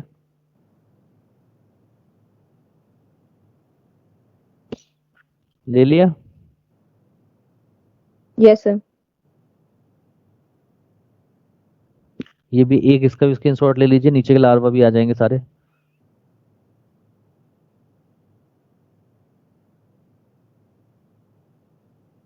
चले सर। हाँ बेटा बोलो। सर आज ये चैप्टर खत्म हो जाएगा ना? चैप्टर, ये यूनिट खत्म हो रही है पूरी। यस सर, मतलब यस। हाँ। अगला है ब्रीडिंग। देखो बेटा ब्रीडिंग में 2 कंडीशंस आती हैं, एक आती है ओविपेरस कंडीशन, एक आती है विविपेरस कंडीशन। ओविपेरस का मतलब होता है एग लेइंग, जो एनिमल्स अंडे देते हैं उनको बोलते हैं ओविपेरस। और विविपेरस का मतलब होता है बर्थ यंग वंस, जो बच्चों को जन्म देते हैं उनको क्या बोलते हैं? विविपेरस। क्लियर? तो बेटा पॉरीफेरा, सिलेंटेटा, टीनोफोरा, प्लेटीहेल्मिन्थीज तक तो ना कोई ओविपेरस है ना कोई विविपेरस है। एस्केल्मिन्थीज में मोस्ट ऑफ द मेंबर्स कैसे हैं? ओविपेरस हैं, एक्सेप्ट वूचीरिया बेनकोरफ्टाई एंड ट्राइचिनेला स्पाइरलिस। 2 मेंबर ऐसे हैं, 2 ऐसे वॉर्म हैं एस्केल्मिन्थीज में, राउंड वॉर्म। एक का नाम है वूचीरिया बेनकोरफ्टाई और दूसरे का नाम है ट्राइचिनेला स्पाइरलिस। ये दोनों विविपेरस हैं, यानी कि बच्चों को जन्म देते हैं, बर्थ यंग वंस। और बाकी सारे क्या हैं? ओविपेरस। क्लियर है? Yes sir. ठीक है। Yes sir. इसके बाद एनेलिडा की बात करें तो एनेलिडा में कुछ नहीं है। आर्थ्रोपोडा में बेटा सारे के सारे arthropods, most of the arthropods oviparous हैं, यानी कि एग लेइंग है। लेकिन एक एक्सेप्शन है इसमें, स्कॉर्पियन विविपेरस है, यानी कि बर्थ यंग वंस, बच्चों को जन्म देता है। उसके बाद मोलस्का से लेके इकाइनोडर्मेटा तक कुछ नहीं है। क्लियर है सबको? Yes sir. Yes sir. चलिए अब बात करते हैं स्पेशल फीचर की। किसकी बात करते हैं? स्पेशल फीचर की। कुछ फाइलम के स्पेशल फीचर्स होते हैं, उन पे बात कर लेते हैं। तो बेटा जो पॉरीफेरा है, पॉरीफेरा के अंदर स्पेशल फीचर क्या है? पहली बात बेटा, अगर आपसे पूछा जाए कि characteristic cell of Porifera is, तो आप कहोगे कोइनोसाइट सेल्स। कैरेक्टरिस्टिक सेल क्यों कहा? क्योंकि ये सेल केवल पॉरीफेरा में मिलती है और किसी एनिमल में नहीं मिलती। तो कैरेक्टरिस्टिक सेल ऑफ पॉरीफेरा किसको बोलते हैं? Choanocyte cells. और कोइनोसाइट सेल के 3 नाम और हैं, इसको फ्लैजिलेटेड सेल भी कहते हैं, इसको कोलर सेल्स भी कहते हैं, इसको फिल्टर फीडर सेल भी कहते हैं। मैंने पहले लिखवा रखा है। Yes sir. ठीक है। दूसरा बेटा जो पॉरीफेरा है बेटा, इसमें पोर्स बियरिंग एनिमल्स को रखा गया। ठीक है। और तो इस तरीके से क्या होता है, देखो यहाँ पे मैंने एक पॉरीफेरा की स्ट्रक्चर भी दिखाई है। पॉरीफेरा में छोटे छोटे बॉडी के ऊपर पोर्स होते हैं, उन पोर्स को हम नाम देते हैं ऑस्टिया। क्या नाम देते हैं? ऑस्टिया। और यहाँ पे ऑस्टिया माउथ की तरह काम करते हैं, ठीक है। और बॉडी के अंदर जो कैविटी होती है उसको बोलते हैं स्पंजोसील कैविटी, और स्पंजोसील कैविटी की ओपनिंग को हम नाम देते हैं ऑस्क्यूलम, और ये एनस की तरह काम करता है। तो होता क्या है कि स्पंज के अंदर मिलता है water canal system. Water canal system का मीनिंग क्या होता है बेटा? होता क्या है, जो वाटर होता है वो इस माउथ यानी कि ऑस्टिया के थ्रू अंदर एंटर करता है और डिफरेंट डिफरेंट कैनाल से होकर स्पंजोसील कैविटी में पहुंचता है, और उसके बाद ऑस्क्यूलम से वाटर बाहर चला जाता है। इसका मतलब मैनी माउथ यानी कि मैनी ऑस्टिया से वाटर एंटर करेगा और सिंगल एनस यानी कि ऑस्क्यूलम से बाहर जाएगा। नई बात समझ में आई? Yes sir. इस सिस्टम को हम नाम देते हैं वाटर कैनाल सिस्टम, और वाटर के थ्रू ही अंदर फूड एंटर कर जाएगा, वाटर के थ्रू ही अंदर ऑक्सीजन एंटर करेगी, और वाटर के थ्रू ही अंदर गैमेट्स एंटर करेंगे। तो इस तरीके से जो ये वाटर कैनाल सिस्टम में 3 चीजों में हेल्प करेगा। हेल्प इन डाइजेशन यानी कि फूड को इनटेक करने में हेल्प करेगा, हेल्प इन रिप्रोडक्शन में हेल्प करेगा, और तीसरा किसमें करेगा? रेस्पिरेशन में हेल्प करेगा। बात समझ में आई नहीं आई? Yes sir. ठीक है। अच्छा, एक चीज और मैंने आपको बताई थी कि पॉरीफेरा जो है बेटा फर्स्ट मल्टी सेलुलर ऑर्गेनिज्म है विदाउट टिश्यू। इसके अंदर टिश्यू नहीं मिलते क्योंकि इनमें सेल्स Yes, लूजली बाउंड होती हैं, इसलिए इनको पैराजोआ कहा जाता है। बताया था? यस। इसीलिए स्पंज की स्टडी को भी हम पैराजूलॉजी बोलते हैं। क्लियर? तो अगर आपसे पूछे first multi cellular organism without tissue, तो फिर किस पे टिक लगाओगे आप? पॉरीफेरा, क्योंकि इसके Porifera। अंदर सेल्स मिलती हैं, टिश्यू नहीं मिलते। क्लियर? चलिए, अब सेकंड जो फाइलम है दिस इज कॉल्ड सिलेंट्रेटा, या इसको बोलते हैं निडेरिया फाइलम। निडेरिया फाइलम इसलिए बोलते हैं क्योंकि देखो, जैसे ये एक एग्जांपल मैंने आपको दे रखा है हाइड्रा, ये हाइड्रा की स्ट्रक्चर है। तो हाइड्रा में क्या होता है, ये सबस्ट्रेटम से अटैच है, और हाइड्रा में आगे की तरफ माउथ होता है, और माउथ के चारों तरफ के पार्ट को बोलते हैं हाइपोस्टोम। ठीक है। तो बेटा यहाँ पे माउथ के चारों तरफ जो है टेंटिकल्स प्रेजेंट होते हैं, और इन टेंटिकल्स के ऊपर स्टिंगिंग सेल्स होती हैं जिनका नाम है नीडोब्लास्ट सेल्स। और ये नीडोब्लास्ट सेल्स क्या करती हैं? प्रे को कैप्चर करने में हेल्प करती हैं। किसको कैप्चर करने में हेल्प करती हैं? प्रे को कैप्चर करने में हेल्प करती है। तो जिन एनिमल्स में टेंटिकल्स के ऊपर नीडोब्लास्ट सेल्स थी उनको तो प्लेस कर दिया किसके अंदर? निडेरिया फाइलम के अंदर। और जिन एनिमल्स के ऊपर टेंटिकल्स के ऊपर नीडोब्लास्ट सेल्स नहीं थी उनको प्लेस कर दिया टीनोफोरा में। नई बात समझ में आई? Yes sir. क्लियर? अच्छा, सिलेंट्रेटा में ही बेटा सबसे पहले नर्वस सिस्टम और सेंसरी सिस्टम डेवलप हुआ था। अगर आपसे पूछें कि नर्वस सिस्टम और sensory system first develop in, तो आप किस पे टिक लगाएंगे? सिलेंट्रेटा। और सिलेंट्रेटा के अंदर सबसे पहले कौन से न्यूरॉन बने थे? ए पोलर न्यूरॉन। ऊपर लिखवाया है कैसे न्यूरॉन बने थे? ए पोलर न्यूरॉन बने थे। क्लियर? इसके बाद आता है टीनोफोरा। टीनोफोरा की बॉडी मैंने आपको बताई थी, जेली लाइक होती है, ट्रांसपेरेंट होती है, बायोलुमिनेसेंट बॉडी होती है। और ये बात भी मैं बता चुका हूं कि टीनोफोरा के सभी मेंबर कैसे हैं? एक्सक्लूसिवली मैरीन है, यानी कि all members found in sea water. सभी पानी में मिलते हैं। कहाँ? कौन से पानी में? सी वाटर में, समुद्र के पानी में। इसके बाद आता है प्लेटीहेल्मिन्थीज। प्लेटीहेल्मिन्थीज का स्पेशल फीचर है फ्लैट वॉर्म। सभी के सभी जितने भी वॉर्म्स हैं सारे फ्लैट वॉर्म्स हैं। इसके बाद आता है एस्केलमेंथीज। एस्केलमेंथीज में सारे के सारे वॉर्म्स कैसे हैं? राउंड वॉर्म्स हैं। क्लियर? इसके बाद आता है एनेलिडा। बेटा देखो, एनेलिडा का खास फीचर ये है कि अगर आपसे पूछें ट्रू सिलोम और ट्रू सेगमेंटेशन स्टार्ट फ्रॉम, तो आप किस पे टिक लगाएंगे? एनेलिडा। यानी कि एनेलिडा के अंदर ट्रू सिलोम भी मिलती है और ट्रू सेगमेंटेशन भी मिलता है, और सबसे पहले यहीं पर ही ट्रू सिलोम और ट्रू सेगमेंटेशन स्टार्ट हुआ था। ठीक है। और सर्कुलेटरी सिस्टम भी सबसे पहले ओरिजिनेट किसके अंदर हुआ था? एनेलिडा के अंदर। एनेलिडा के अंदर। इसके बाद आते हैं आर्थ्रोपोड्स। मैंने कहा आर्थ्रोपोड्स, आर्थो मतलब होता है जॉइंटेड, पोडा मतलब लेग्स, यानी कि इनके अंदर जॉइंटेड लेग्स मिलते हैं। जॉइंटेड लेग्स का मतलब क्या हुआ? जुड़े हुए आपस में है या फिर पेयर की फॉर्म में है? पेयर की फॉर्म में है, यानी कि इनमें लेग्स पेयर की फॉर्म में मिलते हैं, तो जॉइंटेड लेग्स कहते हैं। और मैंने आपको कहा था कि आर्थ्रोपोडा फर्स्ट लार्जेस्ट फाइलम है, सबसे बड़ा फाइलम आर्थ्रोपोडा है, और उससे सेकंड लार्जेस्ट फाइलम मोलस्का है। ठीक है। तो ये फर्स्ट लार्जेस्ट फाइलम है। और मैंने ये कहा था कि आर्थ्रोपोडा के बाहर काइटिनियस एक्सोस्केलेटन होता है, इसीलिए ये मोस्ट सक्सेसफुल ग्रुप है इन लोअर एनिमल्स। और हायर एनिमल्स में मोस्ट सक्सेसफुल ग्रुप कौन से हैं? रेप्टाइल्स, क्योंकि उनकी बॉडी पे स्किल्स मिलते हैं। क्लियर? बोलो। हाँ। मोलस्का के अंदर कैसे एनिमल्स को रखा गया? सॉफ्ट बॉडी एनिमल्स को प्लेस किया गया, which is covered by calcareous shell. जो किससे कवर्ड है बेटा? बताओ। Calcareous shell. Calcareous shell. Calcareous shell. हाँ, और मोलस्का जो होते हैं बेटा सेकंड लार्जेस्ट फाइलम है, ठीक है। फर्स्ट लार्जेस्ट फाइलम आपका आर्थ्रोपोडा है और सेकंड लार्जेस्ट फाइलम आपका मोलस्का है। क्लियर। इसके बाद आता है इकाइनोडर्मेटा। बेटा इकाइनोडर्मेटा के अंदर वाटर वेस्कुलर सिस्टम मिलता है। कौन सा सिस्टम मिलता है, जल्दी बताएं। Water vascular system. हाँ, वाटर वेस्कुलर सिस्टम मिलता है, ठीक है। बस आपको ये याद रखना है कि इसके अंदर वाटर वेस्कुलर सिस्टम होता है, ठीक है। और इकाइनोडर्मेटा भी एक्सक्लूसिवली मैरीन है, यानी कि सभी members, all members found in sea water. सारे मेंबर कहाँ मिलते हैं, सी वाटर के अंदर मिलते हैं। और इसके बाद आता है हेमिकोडेटा। हेमिकोडेटा के अंदर मैंने आपको बताया था बॉडी कैसी होती है, सॉफ्ट होती है, फ्रेगाइल होती है, प्रेजर और वॉर्म लाइक अपीयरेंस होती है, सिलिंड्रिकल होती है, और बॉडी 3 पार्ट्स में डिवाइड होती है। आगे की तरफ होता है प्रोबोसिस, बीच में होता है क्या, कॉलर, और पीछे की तरफ क्या होता है, ट्रंक। क्लियर। और बेटा ये भी हेमिकोडेटा के सभी मेंबर भी क्या होते हैं, एक्सक्लूसिवली मैरीन होते हैं, यानी कि all members found in sea water. तो यानी कि एक्सक्लूसिवली मैरीन कौन कौन से हो गए, हेमिकोडेटा हो गए, इकाइनोडर्मेटा हो गए, और टीनोफोरा हो गए। क्लियर। Yes sir. ठीक है, चलिए यहाँ का स्क्रीनशॉट ले लीजिए आप लोग, इसका स्क्रीनशॉट ले लीजिए।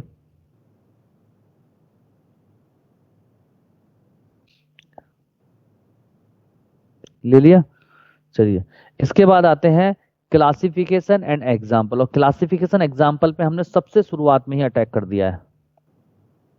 क्लियर बोलो। Yes sir. तो ये थे आपके सारे के सारे नॉन कोऑर्डिनेट्स। बताइए सारे डिफरेंस क्लियर हो गए। मैं आपको दिखा देता हूँ एक जर्नी मैंने कितने Yes, डिफरेंस आपको sir. बताए हैं। टोटल एक भी डिफरेंस नहीं छोड़ा है। क्वेश्चन कैसे निकल जाएगा हाथ से। हमने सारे जनरल फीचर्स पर लिया है। तो हमने मेटाजुआ पढ़ा, जर्म लेयर पढ़ी, symmetry, coelom, protostome, deutero, body plan, grade, segmentation, habitat, digestion, digestive system, respiration, circulatory system, excretory system, excretory material, nervous system, sensory system, skeleton, regeneration, notochord, body form, reproduction, body, fertilization, development, larva, breeding, special feature, classification, example. बताओ बच्चा क्या yes sir. Clear है हाँ, सब sir. लोगों को? Clear है सारे पॉइंट्स? सर हाँ Yes, sir. जी बेटा बताओ।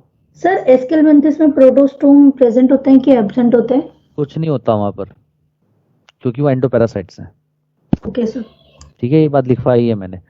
तो कहने का मीनिंग ये है कि इसको सबसे बढ़िया तरीका याद करने का क्या है, इसका सबसे पहले अपने हाथ से चार्ट बनाओ, क्योंकि अपनी राइटिंग याद जल्दी होती है। अपने हिसाब से चार्ट बनाओ। एक बार मेहनत लगेगी, आधा 1 घंटा आपको बनाने में लगेगा, लेकिन इस बात की गारंटी आप किसी अपने ऐसे स्टूडेंट से पूछना जो कहीं और पढ़ रहा हो, एनिमल किंगडम को याद करने में 15 से 20 दिन या 1 महीना लग जाता है। आप अगर एक बार चार्ट बना लोगे नॉन कोडेड, मात्र 10 मिनट में याद कर लोगे। बात को समझ रहे हो? Yes sir. Yes sir. हाँ, इसको बोलते हैं Yes, स्मार्ट sir. वर्क। ये है स्मार्ट वर्क। चलिए अब स्टार्ट करते हैं कोडेटा।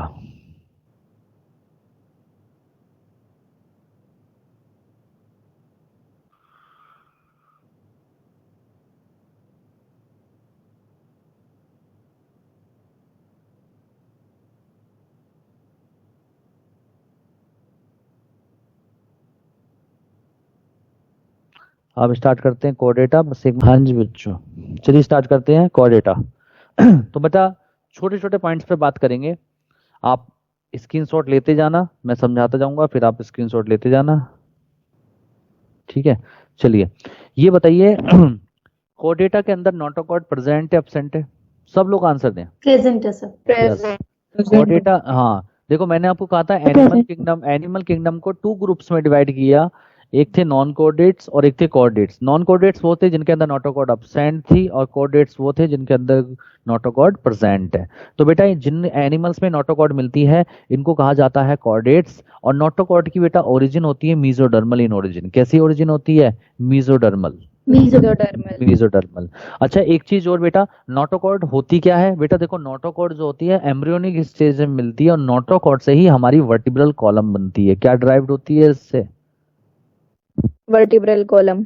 यस, वर्टिब्रल कॉलम, जिसको हम बोलते हैं स्पाइन या बोलते हैं बैकबोन। हमारी जो बैकबोन बनती है, रीढ़ की हड्डी जिसे बोलते हैं, वो हमारी किससे बनती है? नोटोकॉर्ड से बनती है। तो जिन एनिमल्स में नोटोकॉर्ड प्रेजेंट होती है दैट इज कॉल्ड कॉर्डेट्स, और नोटोकॉर्ड की ओरिजिन होती है मीजोडर्मल।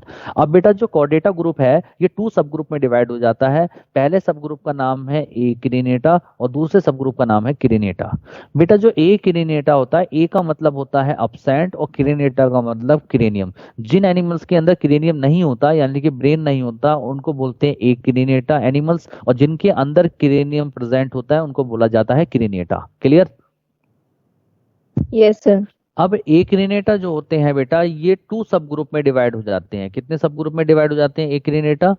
2 सब फाइलम में डिवाइड हो जाते हैं। पहले सब फाइलम का नाम है यूरोकोडेटा और दूसरे सब फाइलम का नाम है सेफेलोकोडेटा। क्लियर? तो देखो जैसे सबसे पहले बात करते हैं यूरोकोडेटा। यूरो मतलब होता है टेल और कोडेटा मतलब होती है नोटोकॉर्ड, यानी कि यहाँ पर नोटोकॉर्ड कहाँ प्रेजेंट है? टेल रीजन में प्रेजेंट है। ओनली इन लार्वल स्टेज, केवल लार्वल स्टेज में मिलेगी, एडल्ट स्टेज में नहीं मिलेगी। तो यहाँ पॉइंट लिखा हुआ है notochord present in tail region only in larval stage, in adult stage it become disappear. यानी कि लार्वा की टेल में नोटोकॉर्ड प्रेजेंट होगी लेकिन एडल्ट की टेल में नोटोकॉर्ड क्या हो जाएगी? डिसअपियर हो जाएगी। तो इस प्रोसेस को बोलेंगे retrogressive Metamorphosis. Clear? Yes sir. बोलो, सीखा नहीं सीखा? हाँ हाँ बोलते जाओ तभी तो समझ में आएगा। Yes sir. ठीक है।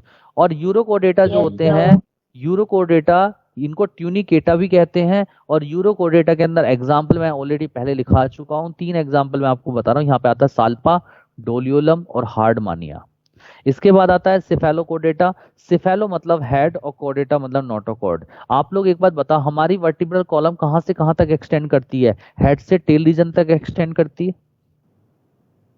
बोलो। Yes sir. ठीक Yes, है। sir. तो यहाँ पर अब क्या करेगी? नोटोकॉर्ड एक्सटेंड करेगी। तो notochord extend from head to tail region throughout the life, यानी कि लार्वल स्टेज में भी होगी और एडल्ट स्टेज में भी होगी। और नोटोकॉर्ड हेड में अपीयर होगी और हेड से एक्सटेंड करके टेल रीजन तक चली जाएगी, क्योंकि वर्टिब्रल कॉलम कहां से कहां तक होती है? हेड से टेल रीजन तक होती है। क्लियर? तो यहाँ पे notochord extend from head to tail region throughout the life. Throughout the life का मतलब लार्वल स्टेज में मिलेगी और एडल्ट स्टेज में भी मिलेगी। क्लियर है? बोलो। Yes sir. इसके बाद बेटा जो दूसरा सब ग्रुप था दैट इज कॉल्ड क्रिनेटा। क्रिनेटा को वो है जिनके अंदर क्रेनियम प्रेजेंट होता है, और क्रिनेटा को हम वर्टिब्रेट्स भी कहते हैं। क्यों वर्टिब्रेट्स कहते हैं समझिए। देखो बेटा, अगर हम अपनी बात करें या किसी भी वर्टिब्रेट्स किसी भी एनिमल की बात करते हैं तो नोटोकॉर्ड जो होती है क्रिनेटा मेंबर की, notochord present only in embryonic stage. केवल एम्ब्रियोनिक स्टेज में नोटोकॉर्ड मिलेगी, and after embryonic stage notochord vertebral column से रिप्लेस हो जाती है, इसीलिए क्रिनेटा को कहा जाता है वर्टिब्रेट्स।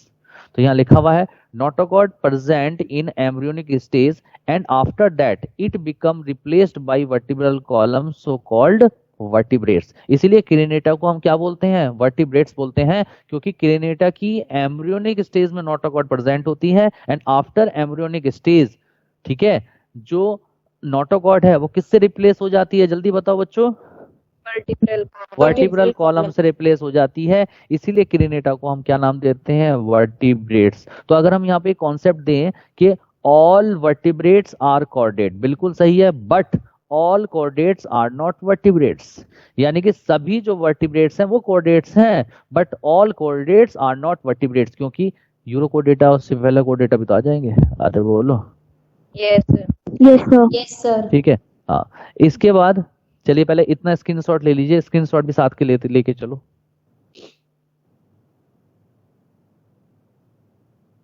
ठीक है, इसकी पीडीएफ फाइल बना के भी मैं सेंड कर दूंगा। ठीक है, नीचे कर दें। Yes sir. Yes sir. चलिए, इसके बाद बेटा जो क्रिनेटा है, क्रिनेटा जो सब ग्रुप है वो 2 डिवीजन में डिवाइड हो जाता है। पहले डिवीजन का नाम है ए गिनेथा और दूसरे डिवीजन का नाम है गिनेथा। तो बेटा ए गिनेथा, ए का मतलब होता है अब्सेंट और गिनेथा का मतलब होता है जॉ, यानी कि जिन एनिमल्स में जॉ नहीं मिलते उन्हें ए गिनेथा में रखा गया और जिसमें जॉ प्रेजेंट होते हैं उनको उनमें उन्हें रखा गया गिनेथा में। आप लोग जानते हैं सबसे पहले अर्थ पे कॉर्डेट्स में पाइसीज यानी कि फिश आई थी, तो यहाँ पे क्या आ जाएंगी, जॉलेस फिश। ए गिनेथा में कौन किसको रखा गया है, जल्दी बताओ, जॉलेस फिश को, फिश। ठीक है, अब ये जो एक गिनेथा डिवीजन है ये 2 सब डिवीजन में डिवाइड हो जाएगा। एक का नाम है ऑस्ट्रेकोडर्माई और दूसरे सब डिवीजन का नाम है साइक्लोस्टोमेटा। ऑस्ट्रेकोडर्माई के अंदर भी जॉलेस फिश हैं, लेकिन वो जॉलेस फिश हैं जो एक्सटिंक्ट हो चुकी हैं, अब अर्थ पे नहीं है। तो यानी कि ऑस्ट्रेकोडर्माई में एक्सटिंक्ट जॉलेस फिश आती हैं, जैसे एग्जाम्पल है सिफेलास फिश, और साइक्लोस्टोमेटा में लिविंग जॉलेस फिश आती हैं जो आज भी जिंदा है, जैसे एग्जाम्पल है पेट्रोमाइजोन, पेट्रोमाइजोन को बोलते हैं लैम्प्रे, और सेकंड एग्जाम्पल है मिक्सीन जिसको हम बोलते हैं हैग फिश। क्लियर? Yes sir. ठीक है, इसके बाद आता है गिनेथा। गिनेथा के में वो एनिमल्स रखे गए जिनके अंदर जॉ प्रेजेंट थे। तो गिनेथा जो डिवीजन था उसको 2 सुपर क्लास में डिवाइड कर दिया। पहली सुपर क्लास का नाम है पाइसीज और सेकंड सुपर क्लास का नाम है टेट्रापोडा। तो पाइसीज में उन एनिमल्स को रखा गया जिनके अंदर फिन्स प्रेजेंट थे, फिन्स प्रेजेंट थे, और फिन्स किस में हेल्प करते हैं, हेल्प इन स्विमिंग, यानी कि तैरने में हेल्प करते हैं पानी में। तो जिन एनिमल्स के अंदर फिन्स प्रेजेंट थे जैसे फिश, उनको रखा गया पाइसीज में। और टेट्रापोडा, टेट्रापोडा सुपर क्लास में उनको रखा गया जिनके पास, टेट्रा मतलब 4, पोडा मतलब लिम्स, जिनके पास 4 लिम्स थे उनको रख दिया टेट्रापोडा के अंदर। तो पाइसीज और टेट्रापोडा दोनों क्या है, क्लास है, सुपर क्लास है, सुपर क्लास। Super class. कई लोग क्लास। गलतियां करते हैं, पाइसीज को क्लास बताते हैं, वो नहीं करना है, पाइसीज सुपर क्लास है। चलिए इतना स्क्रीनशॉट ले लीजिए पहले, फिर मैं वो नीचे कर दूंगा। समझ में आ रही है ना सीक्वेंस, बिल्कुल माइंड में? Yes sir. चलिए नीचे कर दूं। Yes sir. Yes sir. हाँ, अब देखो बेटा, जो ये पाइसीज है, पाइसीज में उन एनिमल्स को प्लेस किया गया जिनके पास फिन्स प्रेजेंट थे, और फिन्स किस में हेल्प करते हैं, हेल्प इन स्विमिंग। अब पाइसीज को बेटा, पाइसीज एक सुपर क्लास है, इसको हम 3 क्लासेस में डिवाइड कर देते हैं। पहली क्लास का नाम है प्लेकोडर्माई, सेकंड क्लास का नाम है कॉन्ड्रिकाइथियस, और थर्ड क्लास का नाम है ऑस्टियोकाइथियस। प्लेकोडर्माई के अंदर उन फिश को रखा गया जो अब एक्सटिंक्ट हो चुकी हैं, अब अर्थ के ऊपर नहीं है, जैसे एग्जाम्पल है क्लाइमेटियस। क्या एग्जाम्पल है, जल्दी बताओ, क्लाइमेटियस। ठीक है, हाँ। सेकंड जो क्लास है जिसको हम बोलते हैं कॉन्ड्रिकाइथियस, इसमें उन फिश को रखा गया जिनका एंडोस्केलेटन कार्टिलेज का बना हुआ था, यानी कि इसके अंदर कार्टिलेजिनियस फिश को रखा गया जिनको हम इलास्मो ब्रांच फिश भी कहते हैं। और ऑस्टियोकाइथियस में उन फिश को रखा गया जिनका एंडोस्केलेटन बोन का बना हुआ था, यानी कि बोनी फिश को रखा गया जिसको हम बॉम्बे डक कहते हैं। क्लियर है सब लोगों को? यस। ठीक है, इसके बाद बेटा जो टेट्रापोडा सुपर क्लास थी उसको 4 क्लासेस में डिवाइड कर दिया। पहली क्लास का नाम था एम्फीबिया, सेकंड का नाम था रेप्टिलिया, थर्ड का नाम था एव्स, और फोर्थ का नाम था मैमेलिया। चलिए जल्दी से स्क्रीनशॉट ले लीजिए इसका।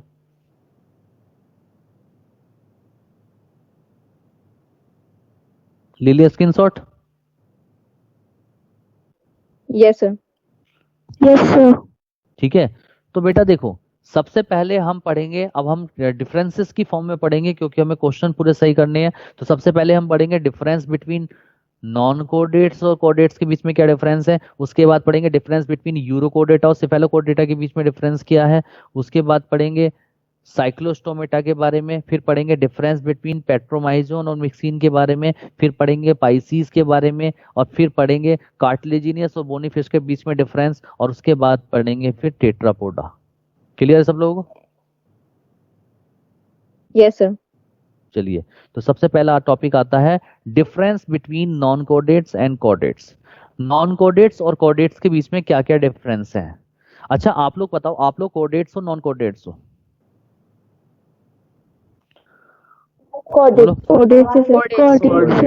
चलिए बहुत बढ़िया बात है।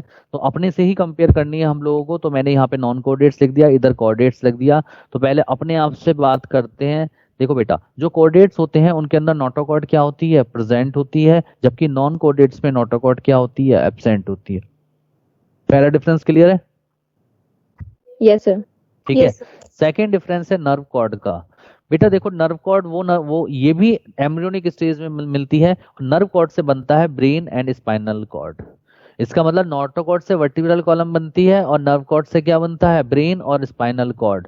और नोटोकॉर्ड मीजोडर्मल इन ओरिजिन होती है, जबकि नर्व कॉर्ड की ओरिजिन कैसी होती है, एक्टोडर्मल इन ओरिजिन। कैसी ओरिजिन होती है, एक्टोडर्मल। एक्टोडर्मल। कुछ कुछ बुक्स ने एंडोडर्मल भी लिख रखा है, होती एक्टोडर्मल है। क्लियर है?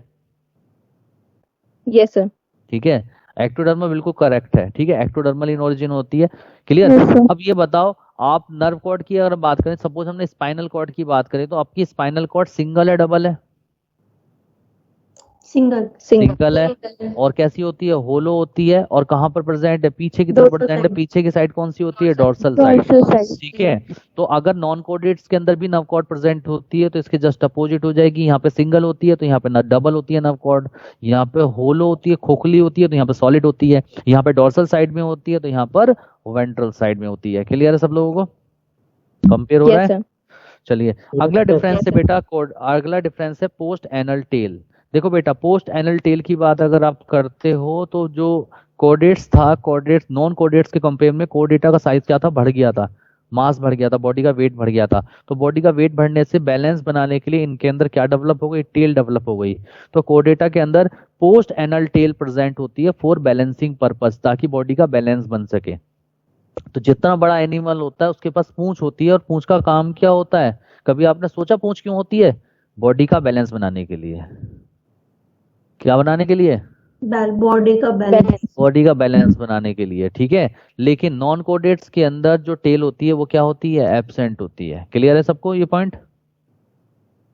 Yes sir. चलिए अगला डिफरेंस है कोडेटा के अंदर 2 पेयर्स गिल स्लिट्स मिलते हैं। अब कहोगे आप गिल स्लिट्स क्या होते हैं? देखो जैसे ये फिश है तो फिश के ये गिल्स हैं, और गिल्स की ओपनिंग को आप नाम देते हो स्लिट पोर्स। तो ना दोनों को मिला के बोल दोगे गिल स्लिट पोर। क्लियर? Yes sir. तो कोडेटा के अंदर कितने मिलते हैं, 2 पेयर मिलते हैं, और नॉन कोडेट्स में ये अब्सेंट होते हैं। क्लियर है सब लोगों को ये point? Yes sir. Yes sir. ठीक है। अच्छा, अगर आप हार्ट की बात करते हो तो ये जो हमारी आगे की साइड है this is called ventral side, और पीछे की साइड जो है this is called dorsal side. तो आपका जो हार्ट और एलिमेंट्री कैनाल है वो आपकी कौन सी साइड में है, वेंट्रल साइड में है ना? यस या नो? Yes sir. ठीक है, तो देखो अगला difference, ventrally located heart present. कोडेटा के अंदर वेंट्रली लोकेटेड हार्ट होता है, लेकिन नॉन कोडेट्स में कैसा होता है, डॉर्सली लोकेटेड हार्ट। कैसा होता है बेटा, जल्दी बताओ। डॉर्सल। ओके। हाँ लोकेटेड। हाँ, चलिए इसका स्क्रीनशॉट ले लीजिए जरा एक बार, फिर नीचे कर दूंगा। ये सारा घर से लिखना है आप लोगों को। चल नीचे करें। Yes sir. देखिए एक छोटा सा पॉइंट, गट भी लिखिए। गट का मतलब एलिमेंट्री कैनाल। तो सेम जैसे हार्ट की पोजीशन है ऐसी गट की पोजीशन है, यानी gut present on ventral side of nerve cord, और यहाँ पे gut present on dorsal side of nerve cord. इसका भी स्क्रीनशॉट ले लीजिए, लास्ट वाला रह गया था पॉइंट, ये लिख लेना आप। चलिए, तो नॉन कोडेट्स और कोडेट्स के बीच में डिफरेंस जल्दी से कौन बच्चा बता रहा है, जल्दी से बता दे एक लाइन में, कौन बच्चा आ रहा है? यस, हाँ फर्स्ट। नोटोकॉर्ड। बेटा मैं 1 अप्रैल को एग्जाम करा दूंगा फिर से, वरना sir notochord absent, notochord present. हाँ तुमको पता देन नहीं है। नर्व कॉर्ड प्रेजेंट, बचपन नर्व मैं कॉर्ड तुमको पहले अपनी खूबियां बता देता हूँ। बचपन से मैंने जो बात बोल दी वो काम हो गया, पत्थर की लकीर बन जाता है। अब तुम सोच लो, अगर मैंने अपने मुंह से बोल दिया 1 अप्रैल को एग्जाम, तो हो ही जाएगा फिर। अब आपकी मर्जी है, या तो जवाब दे दो या फिर मुझसे मैं बोल दूंगा। हाँ बेटा पहला। सर सिलेक्शन के लिए भी बोल दीजिए। सर आप ये भी बोल दो ना, सिलेक्शन हो जाएगा हमारा नीट में, हो जाएगा फिर। मतलब ये देखो देखो लड्डू बटने का टाइम मारता है ना, तो ठीक है। हाँ ये मैं तब बोलूंगा, मैं लास्ट में बोलूंगा ना बेटा, ये पहले मेहनत तो करो। बिना मेहनत की डॉक्टर बनना चाहते हो? चलिए नो सर चलिए। बिल्कुल नहीं। चलिए पहला डिफरेंस बताइए। नोटोकॉर्ड एब्सेंट पहले ठीक, अगला सेकंड।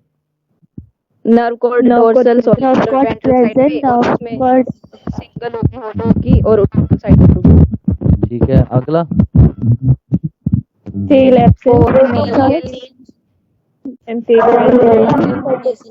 कोऑर्डिनेट में प्रेजेंट बैलेंस के लिए। ठीक है, तो मतलब कहने का मतलब ये है कि डिफरेंसेस आप लोग याद कर लोगे आराम से, है ना, समझ में आपको आ गए हैं। चलिए yes sir चलिए अगला टॉपिक लेते हैं।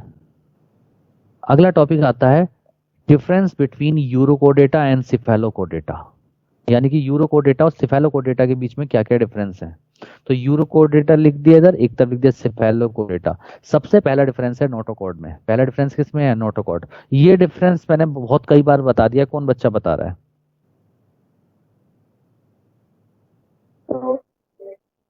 हाँ बताइए। सर यूरोकॉर्डेट पे टेल प्रेजेंट होती है लार्वल स्टेज में, उसके बाद अडल्ट स्टेज में डिजेनरेट हो जाती है, बट सिफेलोकॉर्डेट पे क्या चीज? Tail tail? No sir sorry notochord notochord. हाँ नोटोकॉर्ड। नोटोकॉर्ड लार्वल स्टेज में टेल में मिलती है, लेकिन एडल्ट में डिसअपियर हो जाती है, इसीलिए इसको कहा जाता है रेट्रोग्रेसिव मेटामॉर्फोसिस। देखो लिखा है notochord present in tail region only in larval stage and it become disappear in adult stage, show retrogressive metamorphosis. जबकि सिफेलोकोडेटा में क्या होता है? Notochord extend from head to tail region throughout the life, show progressive metamorphosis. कैसा metamorphosis होता है? Progressive Metamorphosis. Urochordata में बेटा ओपन टाइप सर्कुलेटरी सिस्टम मिलता है, सिफेलोकोडेटा में क्लोज टाइप सर्कुलेटरी सिस्टम मिलता है। यूरोकोडेटा के अंदर एक्सक्रीशन न्यूरल ग्लैंड से होता है, सिफेलोकोडेटा में एक्सक्रीशन सोलिनोसाइट सेल्स के थ्रू होता है।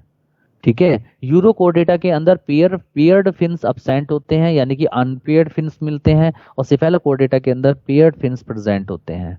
बात समझ में आ रही है नहीं आ रही है?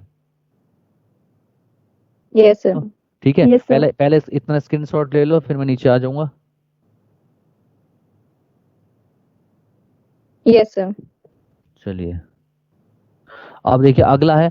देखो बेटा, जो यूरोकोडेटा होते हैं उनकी बॉडी के चारों तरफ लेदर लाइक कवरिंग होती है। जैसे लेदर होती है ना, लेदर की तरह की कवरिंग होती है, जिस कवरिंग को हम नाम देते हैं ट्यूनिक और टेस्ट। क्या नाम देते हैं? ट्यूनिक और टेस्ट। इसीलिए यूरोकोडेटा को कहा जाता है ट्यूनिकेट्स। तो देखो लिखा है body is covered by leather like covering, जो कि सेलुलोजिक मटेरियल की बनी होती है, कॉल्ड ट्यूनिक और test. So urochordata also called tunicata. Clear? yes sir ठीक है, लेकिन सिफेलोकोडेटा के अंदर ये लेदर लाइक कवरिंग क्या होती है? अब्सेंट होती है। तो डिफरेंस क्लियर हो गए, बहुत आराम से बैठ के याद कर सकते हो। स्क्रीनशॉट ले लीजिए। चलिए आगे। yes sir समझ में आ रहा है ना सबके? चलिए yes sir अगला आता है फीचर्स ऑफ साइक्लोस्टोमेटा। साइक्लोस्टोमेटा के क्या क्या फीचर्स हैं? पहली बात बेटा, साइक्लोस्टोमेटा के अंदर लिविंग जॉलेस फिश आती हैं, जो मैं ऑलरेडी बता चुका हूं। ठीक है, और साइक्लोस्टोमेटा जो है बेटा ये एक्टोपैरासाइट है ऑन फिश, यानी कि साइक्लोस्टोमेटा खुद में जॉलेस फिश हैं, और ये किसके ऊपर एक्टोपैरासाइट हैं? फिश के ऊपर ही एक्टोपैरासाइट है। क्लियर? और फिश से इनके अंदर सेंजियोवरस माउथ मिलता है, और ये फिश से ब्लड को सक करती हैं, यानी कि इनका नेचर कैसा हो गया? सेंजियोवरस। कैसा नेचर हो गया? Sangiovous सेंजियोवरस। और साइक्लोस्टोमेटा के अंदर pancreas, paired fins, scales and stomach, ये चारों चीजें अब्सेंट होती हैं। एक ही लाइन में लिखवा दिया। और क्रेनियम और वर्टिब्रल कॉलम जो साइक्लोस्टोमेटा का होता है वो कार्टिलेज का बना होता है, यानी कि आर कार्टिलेजिनियस, यानी कि कार्टिलेज का बना होता है। और close type blood vascular system मिलता है। और साइक्लोस्टोमेटा के अंदर माइग्रेशन प्रेजेंट होता है। माइग्रेशन क्या होता है? प्रेजेंट होता है। ठीक है, जैसे एग्जांपल हो गया साइक्लोस्टोमेटा के दो एग्जांपल, एक तो हो गया पेट्रोमाइजोन जिसको हम बोलते हैं लैम्प्रे, और सेकंड एग्जांपल हो गया मिक्सिन जिसको हम बोलते हैं हैगफिश। अब सबसे पहले मैं आपको माइग्रेशन के बारे में बताऊंगा, और माइग्रेशन बताने के बाद पेट्रोमाइजोन और मिक्सिन के बीच में डिफरेंस बताऊंगा। यहां तक पॉइंट क्लियर हुआ? yes sir अब देखिए माइग्रेशन जो Yes, होता है sir. बेटा दो तरीके का होता है। एक होता है एनाड्रोमस माइग्रेशन, एक होता है कैटाड्रोमस माइग्रेशन। एनाड्रोमस माइग्रेशन दो एग्जांपल में देखने के लिए मिलता है, एक हिल्सा के अंदर देखने के लिए मिलता है, और एक मिलता है पेट्रोमाइजोन यानी कि लैम्प्रे में देखने के लिए। कैटाड्रोमस माइग्रेशन एक में मिलता है, उसका नाम है एंगुला। एंगुला को बोलते हैं फ्रेश वाटर ईल। तो बेटा जो एनाड्रोमस माइग्रेशन होता है इसमें होता क्या है बेटा, जो पेट्रोमाइजोन होता है या हिल्सा होता है ये मैरीन वाटर के अंदर मिलता है, सी वाटर के अंदर मिलता है। ठीक है, और फिर ये माइग्रेट करके फ्रेश वाटर में चला जाता है, यानी कि रिवर के अंदर चला जाता है, और वहां पर ये अंडे देता है, यानी कि एग लेइंग करता है। और एग लेइंग के बाद ये जो एडल्ट होता है ये मर जाता है, और ये जो अंडे हैं इस अंडे से यंग वंस बनता है, और वो यंग वंस करके माइग्रेट करके वापस सी वाटर में आ जाता है, और यहाँ पे आने के बाद क्या करता है, सर्वाइव करता है। तो यानी कि इस तरीके से मैरीन वाटर से फ्रेश वाटर में मूव माइग्रेट करना, इस तरीके के माइग्रेशन को हम नाम देते हैं anadromous migration. Clear? Yes sir. ठीक है। और अगर इसका वाइस वर्सा हो जाए, यानी कि उल्टा हो जाए, फ्रेश वाटर से माइग्रेट करके मैरीन वाटर में जाके अंडे दिए जाएं, तो उसको बोला जाएगा कैटाड्रोमस माइग्रेशन, जो एंगुला में होता है। नई बात समझ में? Yes sir. क्लियर सबको? बाकी बच्चे? Yes sir, clear. चलिए इसका स्क्रीनशॉट ले Yes, लीजिए, sir. स्क्रीनशॉट ले लीजिए एक इसका।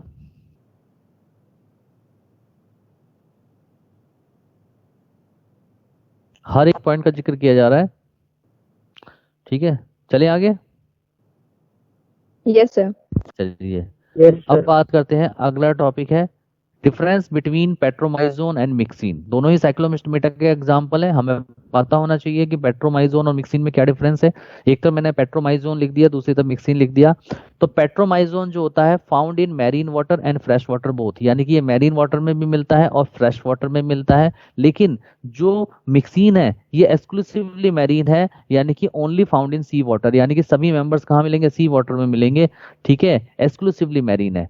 जबकि पेट्रोमाइजोन मैरीन वाटर में भी मिलते हैं और फ्रेश वाटर में भी मिलते हैं। क्लियर है? सेकंड एग्जांपल है, सेकंड डिफरेंस है कि पेट्रोमाइजोन के अंदर एनाड्रोमस माइग्रेशन होता है। यानी कि एनाड्रोमस माइग्रेशन का मीनिंग क्या हुआ, मैंने आपको बताया था, ये माइग्रेट करके मैरीन वाटर से फ्रेश वाटर में चले जाते हैं, और फ्रेश वाटर में जाके अंडे देते हैं। अंडे देने से जो यंग वंस होते हैं वो वापस मैरीन वाटर में यानी कि सी वाटर में आ जाते हैं, और जो यंग हैं वो वहीं, जो एडल्ट हैं वो वहीं पे ही डाई हो जाते हैं, मर जाते हैं। इस माइग्रेशन को बोलते हैं एनाड्रोमस माइग्रेशन। मिक्सिन में क्या होते हैं बेटा, मिक्सिन जो है अपने अंडे देती है सी के फ्लोर पे, यानी कि देखो लिखा है laying egg on sea floor, sea के फ्लोर पे अपने अंडे देती है।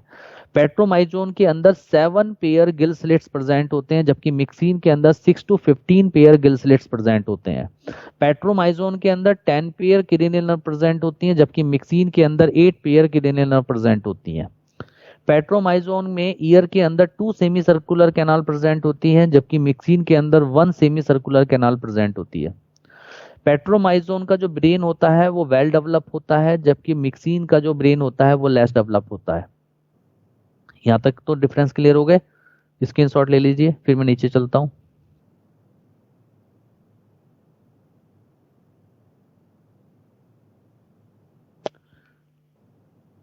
चलिए नीचे। Yes sir. Yes sir. देखिए अगला डिफरेंस है, अगर हम पेट्रोमाइजोन की बात करें तो सेक्स आर सेपरेटेड, यानी कि सेक्स अलग अलग होंगे, मेल और फीमेल बॉडी अलग अलग होगी, तो बॉडी कैसी होगी, यूनिसेक्सुअल बॉडी होगी और डायोसियस कंडीशन होगी। जबकि जो मिक्सिन होते हैं उसमें सेक्स आर नॉट सेपरेटेड, अगर सेक्स सेपरेट नहीं है तो बॉडी कैसी होगी, बाइसेक्सुअल बॉडी होगी और मोनोसियस और हर्माफ्रोडाइट कंडीशन होगी। क्लियर है? Yes sir. अगला बेटा, जो पेट्रोमाइजोन होता है उसके अंदर इनडायरेक्ट डेवलपमेंट होता है। चूंकि इनडायरेक्ट डेवलपमेंट होता है तो इसका मतलब लार्वल स्टेज प्रेजेंट होगी, उस लार्वा का नाम है एमोसिएट लार्वा। जबकि जो मिक्सिन होता है उसमें डायरेक्ट डेवलपमेंट होता है, क्योंकि उसमें नो लार्वल स्टेज, कोई लार्वल स्टेज नहीं होती। तो क्लियर हो गए डिफरेंस पेट्रोमाइजोन और मिक्सिन के? बोलिए। Yes sir. चलिए इसका स्क्रीनशॉट ले लीजिए आप।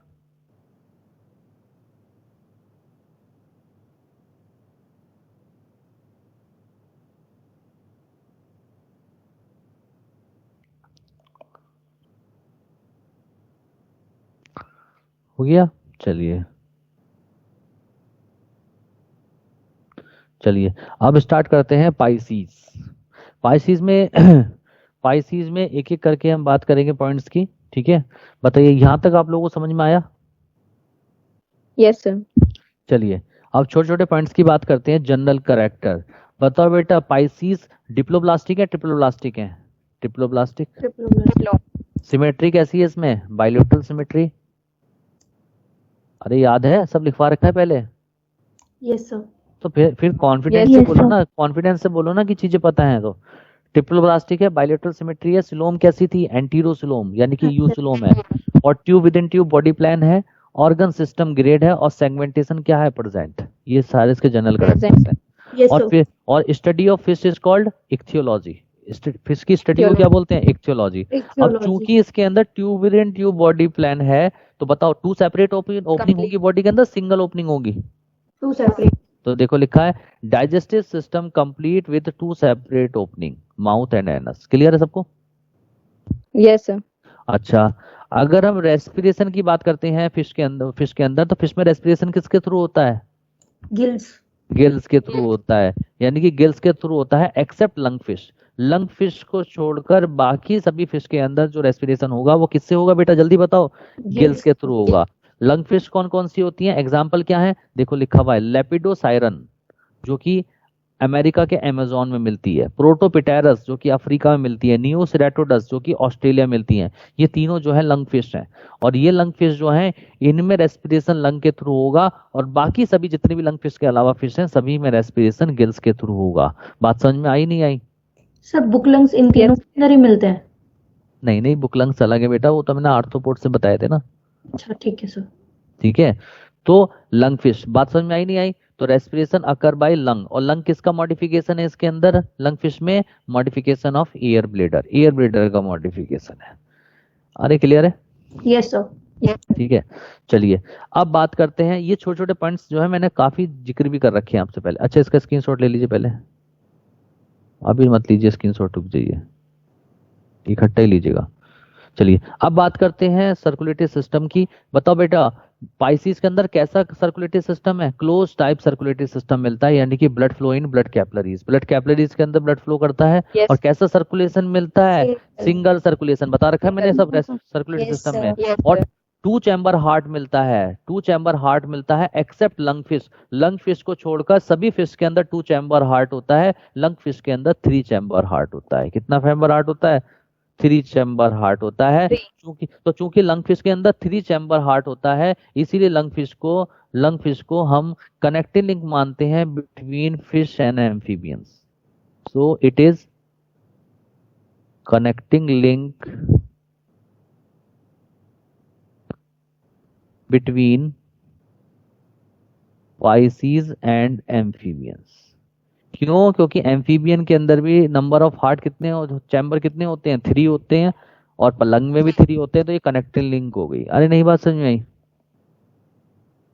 Yes sir.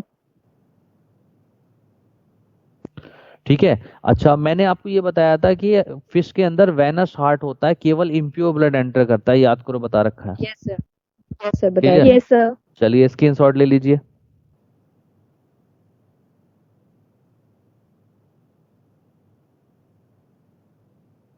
ले लिया? Yes sir.